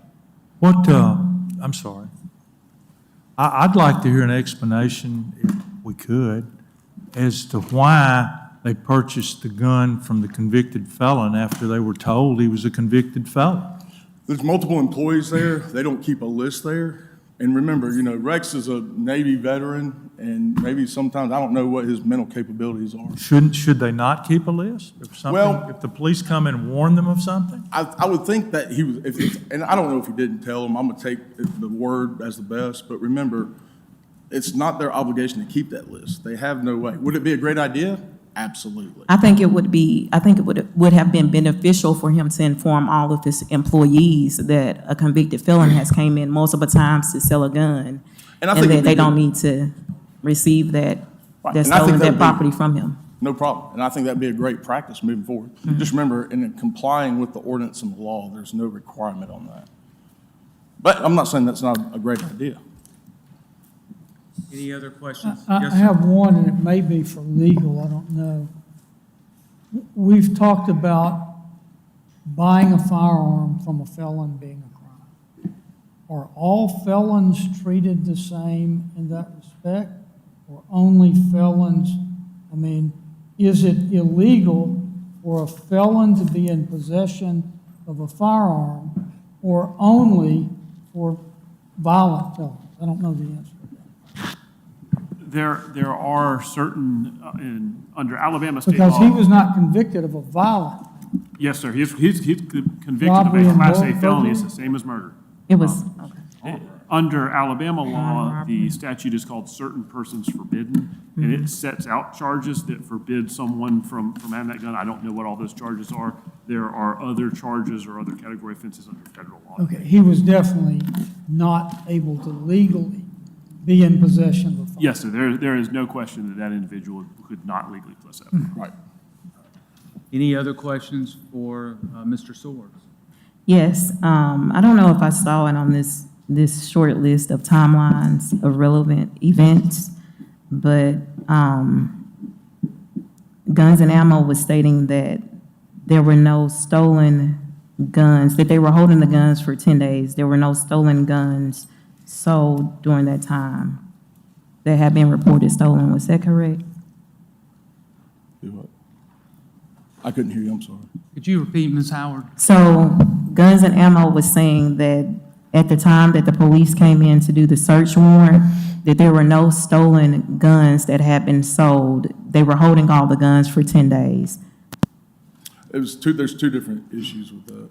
The first issue regards the 10-day hold requirement of the city ordinance. Remember, this is a second-hand goods ordinance that we're dealing with, not necessarily guns, but it's because that's the guns we're dealing with.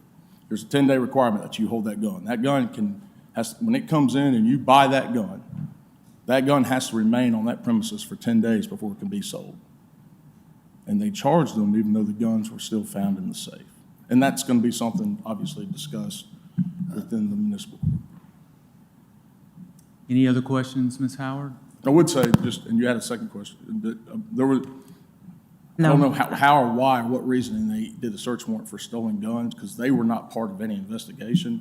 But all the guns they found in there, none of them, to my knowledge, were reported stolen. They were all due back to be returned to the business, which is what we want.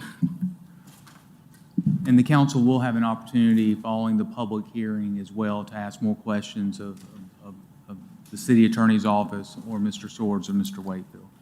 Thank you. Mr. Swords, you have 1 minute and 24 seconds. Would you like to exercise that? And I would. Briefly, unless the council has any other questions. I'll accept. Please, tonight is a night about whether or not Josh Wakefield has tried to operate his business within the parameters of the ordinance passed by the city. As you heard him try to comply, officers came in to do their investigation. They showed him the guns. He tried to even call them afterwards to give them the information they needed after hours. And then even the next day, he complied and sent them the stuff they needed to help their investigation. It's not his investigation, it's their investigation. But as a business owner, he was doing everything he could to help them, to comply. And I think that's all, as business owners, we'd ever ask for. If he was someone that didn't try to help, then yeah, we've got an issue that needs to become for the council. But as you can hear in the facts, he called Investigator Kervin, tried to help him the night before. Even after the search warrant was executed, he sent him everything he needed. Investigator Kervin is without nothing that he needed, that Josh Wakefield got him, that was within 24 hours. And I don't think you could ask any better of a business. Some businesses might take 7 days, but all it took was Josh Wakefield was 24 hours. And I think that's indeed compliance and what we'd want from businesses, especially ones dealing in firearms. And so I don't see any need for the council to take his license as a public safety nuisance when he's helping law enforcement. Thank you. Thank you, Mr. Schwartz. At this point before we begin the public hearing, I am going to ask the council for a motion and a second for a recess for 10 minutes. Let me remind the public that there are restrooms here at City Hall, but they're out towards Annex 1. So if you head out to the main hallway, walk about 25 to 50 feet, on your left will be the restroom facilities. We certainly have team members that are here tonight that can help guide you in the right direction. When we reconvene, it'll be time for the public hearing. The public is first come, first served.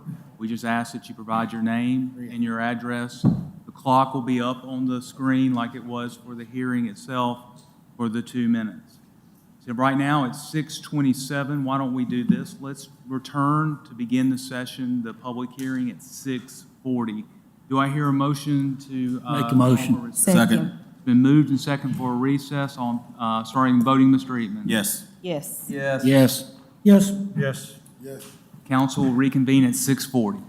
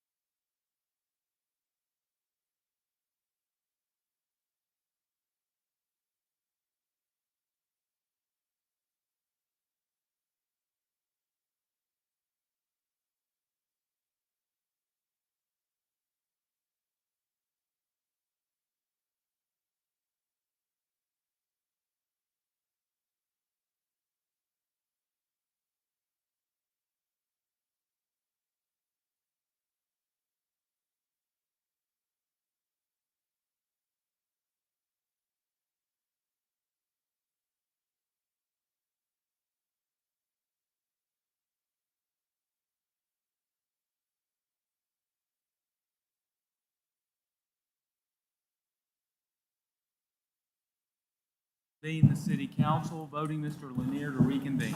Yes. Yes. Yes. Yes. Yes. Yes. Yes. The city council is now reconvened for the public hearing. At this time, we would like to hear from the public. Each member of the public will be provided 2 minutes to address the city council. I want to also ask the clerk just briefly to report to the council the comments that we did receive online. Council, you guys received 12 written public comments.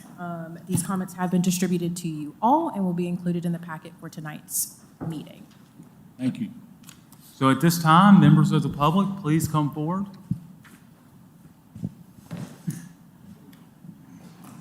And remember to give your name and address. Yes, sir. My name is Michael Ledbetter. I live at 710 55th Avenue East, Summerfield. I've been a business owner in Tuscaloosa for over 26 years on Bonner Body Shop. We recently sold it. When we sold it, since I had been buying guns and transferring them in to Josh for over 4 years or so, I asked him, I said, hey, I'm going to semi-retire. Can you need any help? He said, yes, sir. Come on work. Well, I can tell you, from buying them from him and from working there, that man's a stickler for the fine details of what we're supposed to do. And we stick to it. People make mistakes. We all make mistakes. I guarantee you, every one of y'all have. The police department has, everybody has. But he wants everything done right. I can assure you of that. But that's about all I have to say. He's a good man. He's an honest businessman. And I think it'd be a crying shame to take his license away from him. Thanks, sir. Thank Thank you. y'all.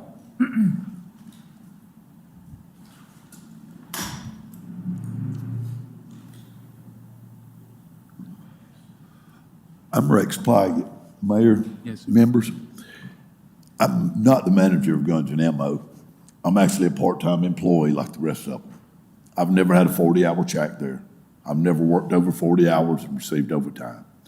I've been with Josh about 3 years, and he said, I'm a highly decorated old veteran. I got a service dog. I've been shot up. I've served my country. I'm highly decorated and honorably discharged.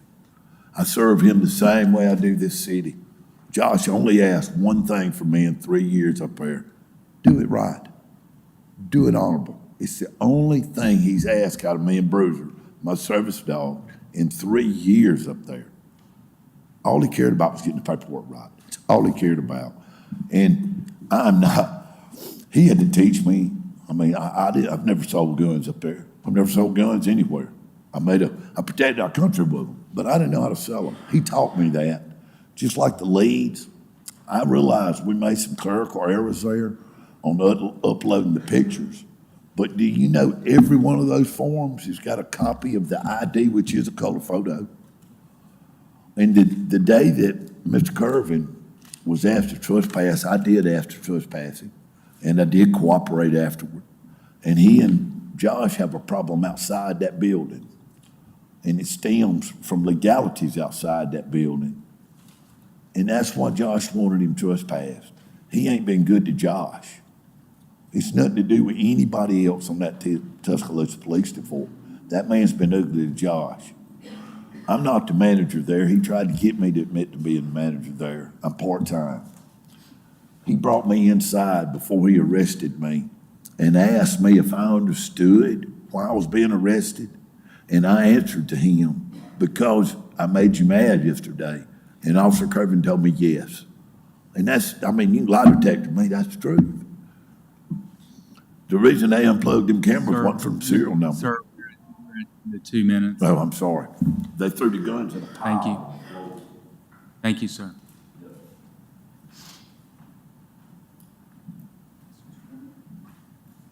City Council, my name's Chris Mumma. I run a small insurance agency. I'm nationwide, but I have an office here in downtown Tuscaloosa, 2315 9th Street. I've been here since about 2014, got married in 2015 and decided to stick around.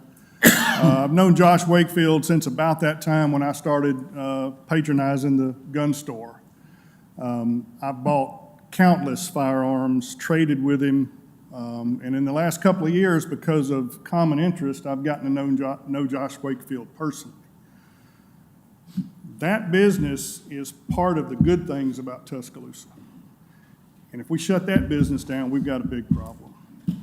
And that man is one of the straightest arrows you have ever met in this world. And I would attest to that. So I wouldn't shut this business down. That's a good man and it's a good business.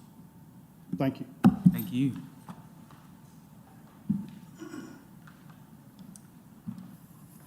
Council Mayor. I'm Justin Williams, 8028 Kingsmill Road, Cottondale. Known Josh since he opened his store, 2012. Right after this happened, I asked Josh, I said, hey, I'm 42 years old. I've never been arrested. What about you, Josh? What'd you say? Never been arrested. I don't see how he's in the wrong when he's never been to jail ever. You know, he's made it 40-something years. Good guy is what I'm trying to say. He's a good guy. I've become friends with him. Never had problems. I've been in the store, spent lots of time there, lots of time in the store. Never seen anything wrong out of the ordinary.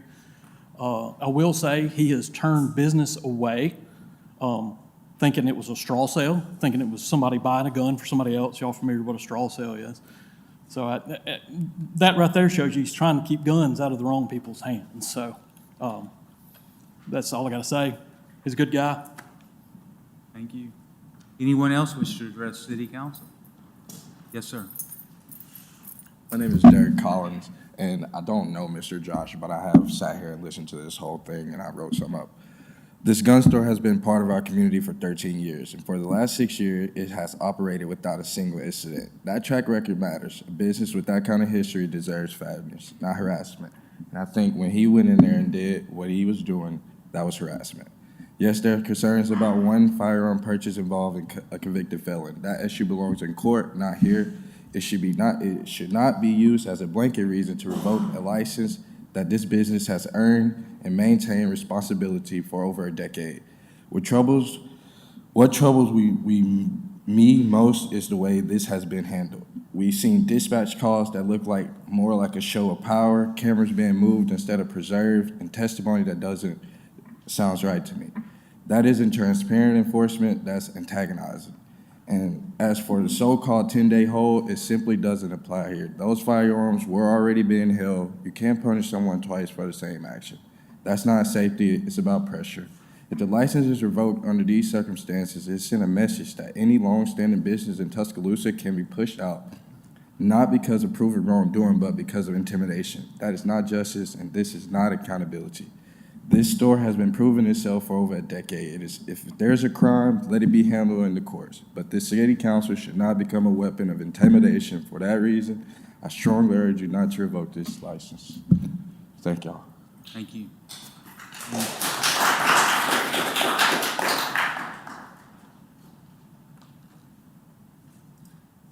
My name is Chris Timms. I live in Cottondale, 15092 Clements Road.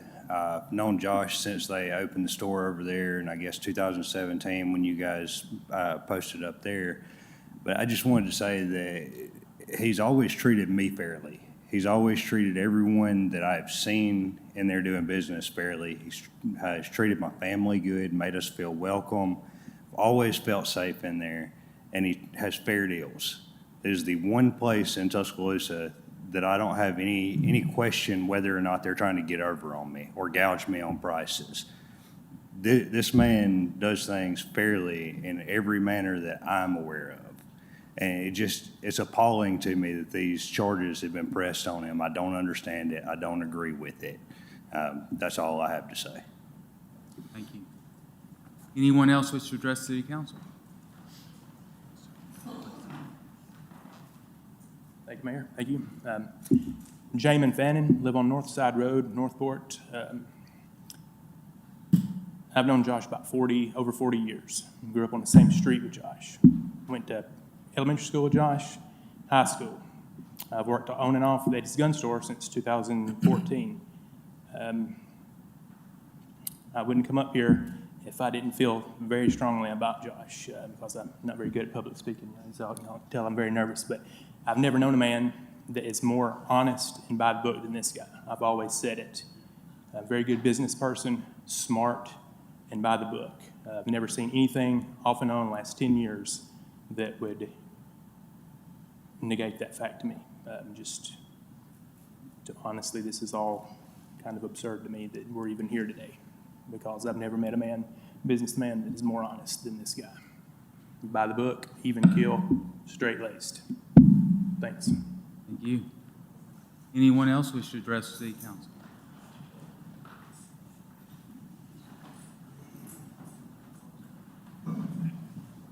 City Council, Mayor. My name is Travis Hallman. I live at 5804 15th Street East, Condell, Alabama. I am a current employee of Guns and Ammo. I have been employed there for over a year, and I was a customer there for at least 3 to 4 years prior to that. I started my employment with Mr. Josh last September after I got back from Dillingham, Alaska, working the salmon season. And he graciously gave me the job. He taught me how we're supposed to operate. And since then, I have asked him 1,000 and something questions, trying to make sure that I'm doing everything that I need to make sure he doesn't get in trouble and we do things by the book. He has taught me how to do everything that we need to.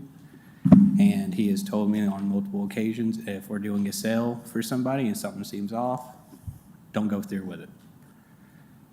I don't know anybody else personally who is more rule abiding than Mr. Josh Wakefield.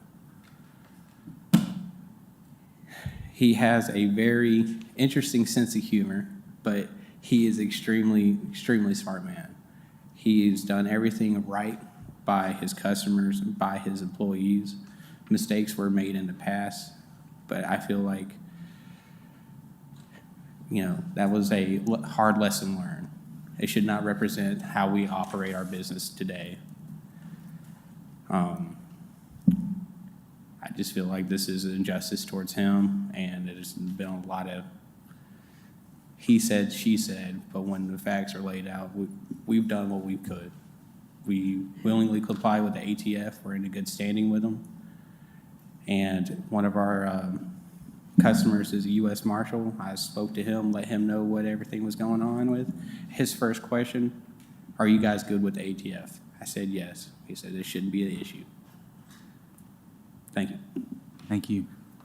Anyone else wish to address City Council?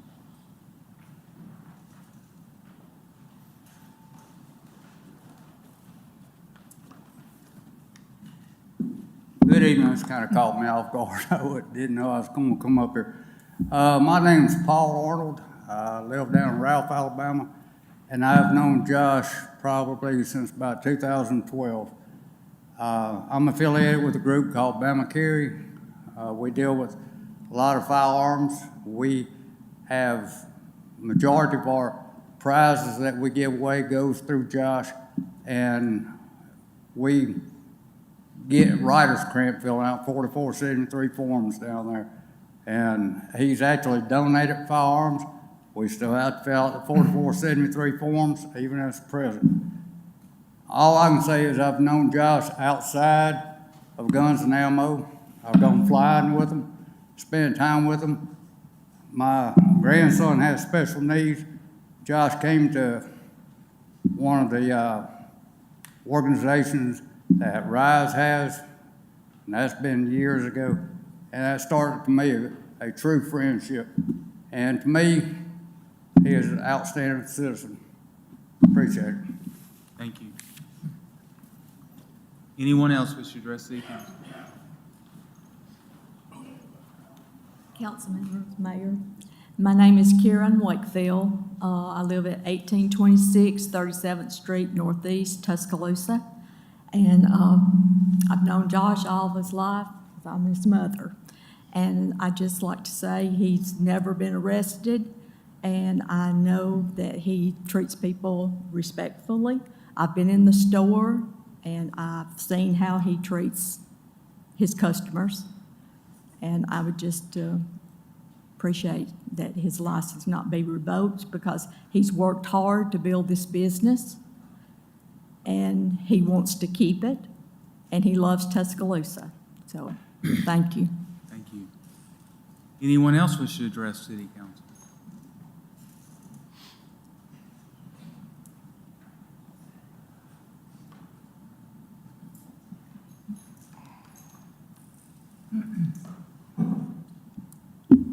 I'm the dad. We've all had our issues, whether it be from throwing a sideways fit when you're in the computer store that nobody ever sees because the cameras aren't good, or whether it's a lot of these guns that they had, throwing them over here in a pile, scratching them up because they don't give a crap about them. Or Zig Ziglar always said, it's helping others that you help yourself. You know, the other side to Josh. Josh has took little kids, you know, birthday parties, take them up flying, just being extra good in a lot of different situations. And talk meanness to the community, you know, that's the furthest thing. Josh is going to be as straight-laced as any one of you in here. I'm just telling you, that's just a fact. But I just appreciate you vote. Thank you. Anyone else? Yes, sir. Members of the council, mayor, certainly these police officers, y'all have the hardest jobs in the world. My name is Ronald Lewis. I'm a United States Naval officer, defended this country for 43 years. I've known Josh and his family for 14 years. You have to judge this man's character and decide difficult questions right here. This fellow right here knows constitutional law more than I'll ever know. I can tell you that just by his statements and looking at him. I'm not a lawyer, but I know what the Constitution says. On 14 occasions, I've renewed an oath to defend it with my life. I ask each of you guys, judge this man's character, not by what you're seeing right here. Jump on Facebook, take a look at Josh. Look at his children, his wife, his mom and dad right out here. You are affecting the livelihood of an American citizen that has the right for a trial. He's not violated and been convicted of a crime. If that happens, then take the right actions then. Give this man the benefit of the doubt. We should be presuming innocence. We presume these guys are doing their job right, and all of us earn that as American citizens to have a presumption of innocence. You guys get to affect his livelihood and his family before that day in court comes for him. Please honor your oath and vote your conscience. Do what you think is right for our country. That's all I have. Thank you. Thank you. Anyone else wish to address City Council tonight? Anyone else before we close the public hearing? Yes, sir. My name's Forrest Fitz. Lived here and worked in Tuscaloosa all my life. I live in Bologee now. I met Josh about 5 years ago. I've never bought a firearm from him, never sold a firearm to him, but I do think I have a feel for him as a man. Trust him. I think he's honest. I know him to be very attentive to detail, and I consider him to be trustworthy. And if my understanding is correct, the council is considering whether or not he should be allowed to have a business license. I just would ask that you all consider that that's a very serious matter. And I don't know that what I've heard this evening is reaches that level. You're talking about someone's livelihood. So I would ask you to consider that carefully before you make a decision to take a man's license to do business. Thank you. Anyone else before we close the public hearing? Yes, sir.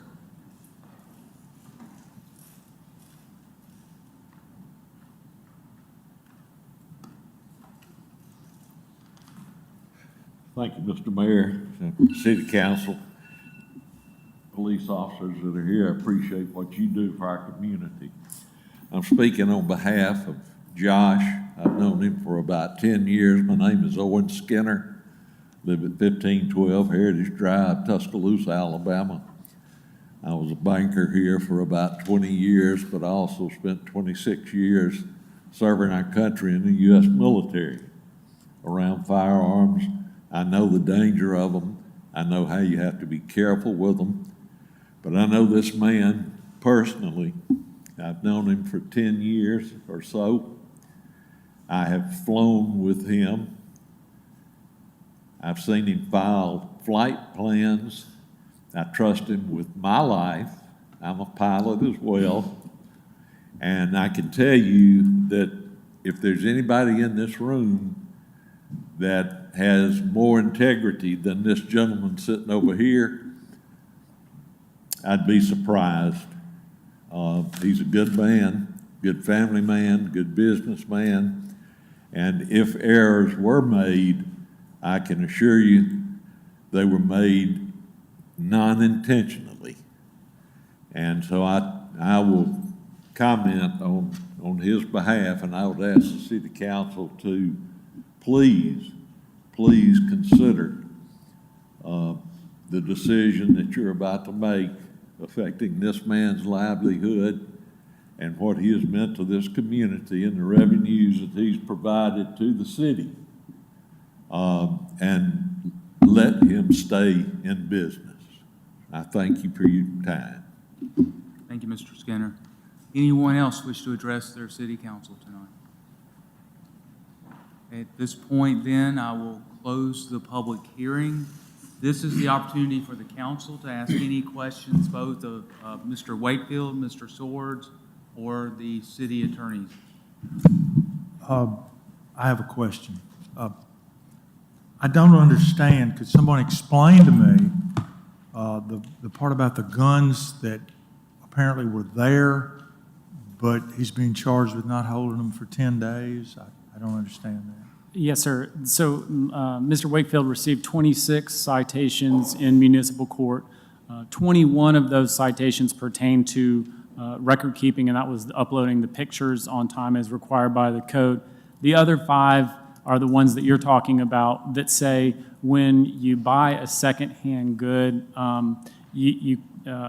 for resale, you can't sell it off for, you've got to hold it for at least 10 days. Now, the policy behind this is that it would give people time to report something stolen if it was in fact stolen.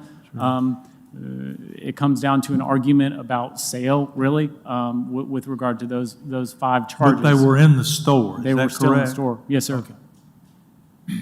Mr. Swords, do you have anything to add to that for a sense of fairness?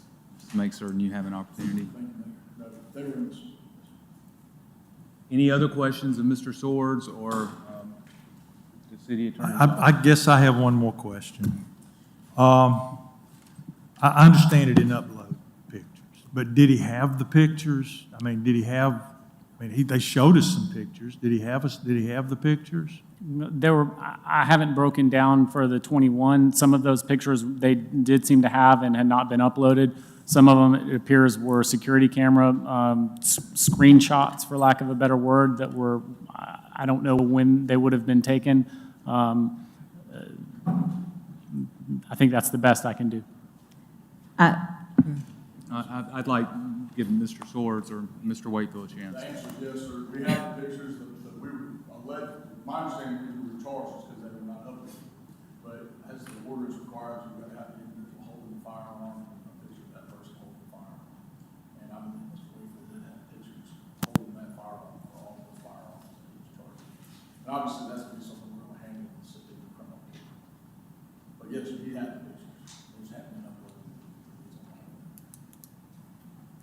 Any other questions of Mr. Cheshire or Mr. Swords, Mr. Yes, Wakefield? to the city's attorney, can you expound or clarify the ordinance that Mr. Wakefield said that he would not be complying with, according to his attorney that submitted a letter to the city?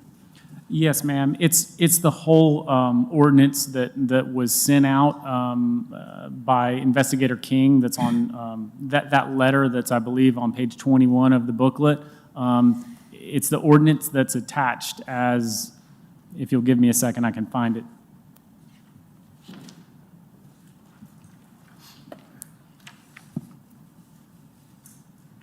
Ms. Howard, it's Exhibit A6 in the table of contents.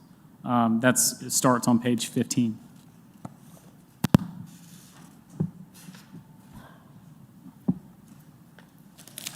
Any other questions of Mr. Cheshire, Mr. Swords, or Mr. Wade?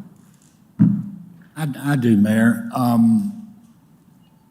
Has there been any violations since the 2019 incident?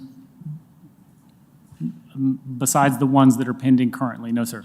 And also, was there any negotiations to try to come up with maybe something, some type of maybe probation or something instead of revoking the license altogether?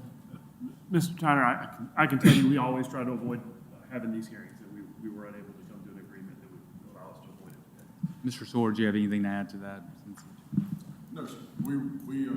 I believe the question was your question about negotiation. We've spoken, obviously. I know Mr. Holmes very well, so, Mr. Cheshire, so we've spoken. We tried to come to a way to offset happiness here. Yes, sir. Any other questions from the city council? Okay, at this point then, that we are complete with the questions from the council. We will now begin with each, the city attorney's office will have 5 minutes, followed by Mr. Swords, Mr. Wakefield, 5 minutes, and then we will call for council comments and vote. So, Mr. Cheshire, I'll turn it over to you. Thank you,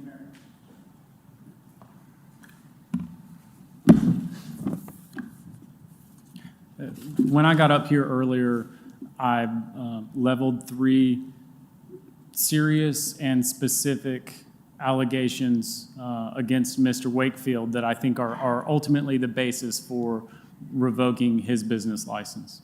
The first one I'll call his history. We've had issues before in 2019. And by the way, we're not talking about a parking ticket.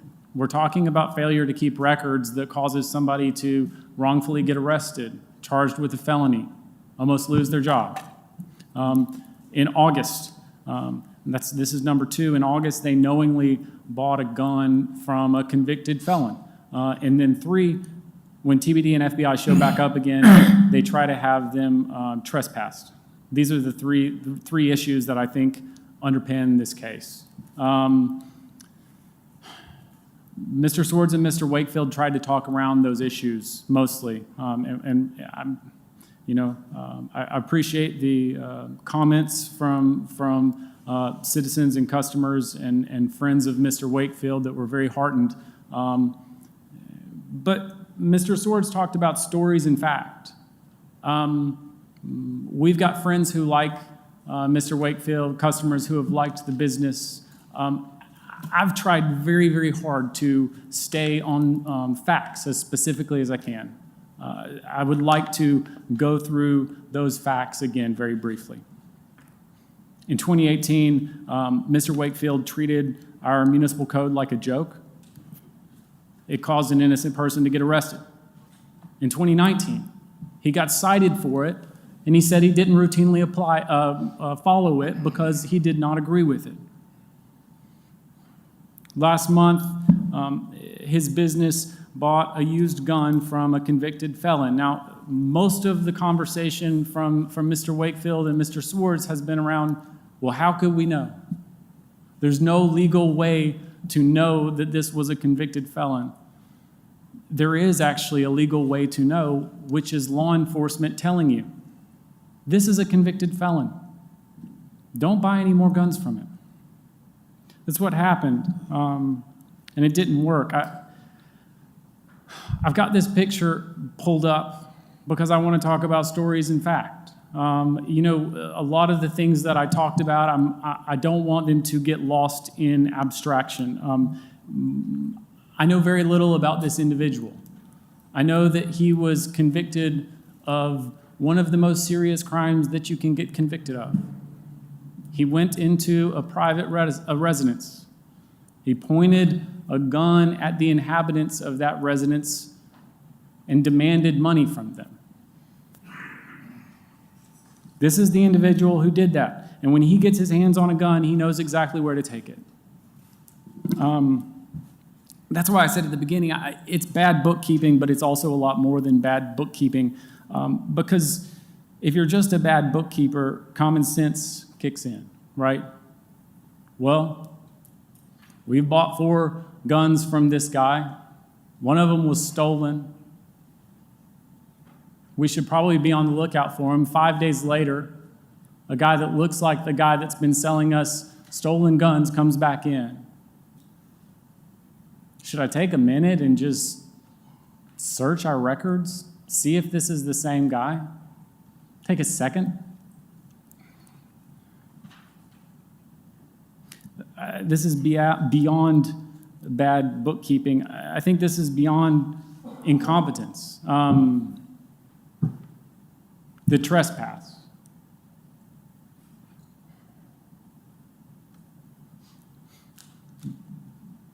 Mr. Swords said, well, I think Rex did that. I don't really know why he did that. It's kind of a joke. It's not a big deal. We heard from Mr. Pygott. Mr. Pygott, I appreciate your service. And he was clear. He tries to be a good employee and do what his owner is telling him. His owner has got a beef with Investigator Curvin. I have no idea what that is. But the issue is, Investigator Curvin and an FBI agent came in to inspect a gun that was sold by a stolen felon. And when they show up, Mr. Pygott has received orders to have them trespassed.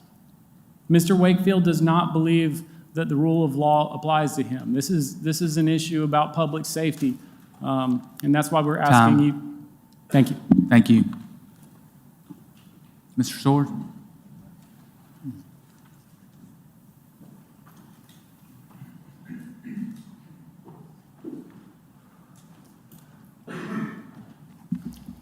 Members of the council, you've heard a lot of information tonight, because there is a lot of information. And I hope what we presented, as I told you, are going to be the facts. Fact is, Mr. Wakefield hasn't been cited for any wrongdoing whatsoever here in the city of Tuscaloosa since 2019. Before the council tonight, the only citations, the only allegations that they can bring against Mr. Wakefield with his business at Guns and Ammo is confusing, is the 5 guns that he's to hold for 10 days that were found in his business. And then the, I believe, 21, or I can't remember the exact number of the photos that I brought with me tonight that he had in his possession that weren't uploaded. Those are the violations. No misdemeanors, no felonies, no gun laws. Those are the ordinance violations. The photo uploading of photos he had and guns which he had on his premises is what's been brought by the Tuscaloosa Police Department and the Revenue Department before you to revoke his license, his business license, his livelihood. No issues in 6 years. And now we've got photo uploading and guns that are on the premises. That's not enough to revoke his business license. Again, like I told y'all, this is my first time before the city council. I've been on the outside as a criminal defense lawyer. I've seen crime. I know what crime is.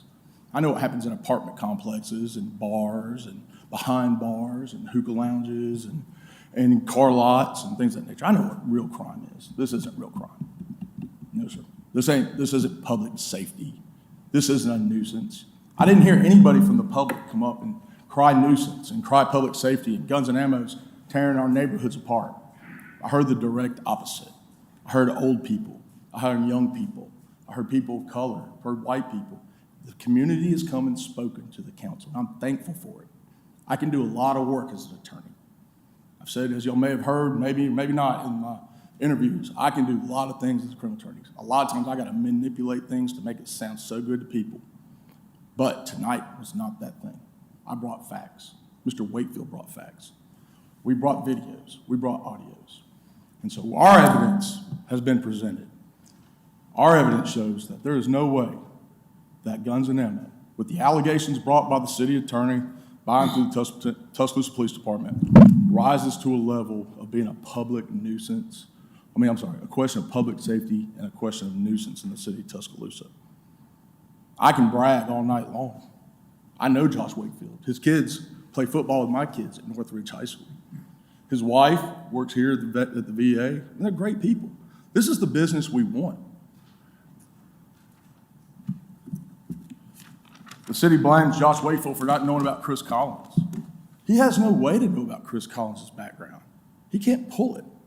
All he can do is what's required by him in the ordinance and upload the information into Leads Online so that they can review it, and if they see a violation of law, they can come check it out. That's how they got to the store on Chris Collins. Tuscaloosa Police Department executed a search warrant, supposedly under the guise of looking for a video that Josh Wakefield had submitted previously, or actually at the same time. But here's my question to y'all. Tuscaloosa Police Department went in his business unannounced, a gun business, unannounced, and stayed 3 hours in that business, going through every little thing. Records, cameras, and guns. And as you heard the city attorney and police chief talk, they had to use a lot of manpower to go through these guns, to look for stolen guns. And how many did they find? Zero. Zero. Manpower, hours, going through guns, looking for illegal guns, zero.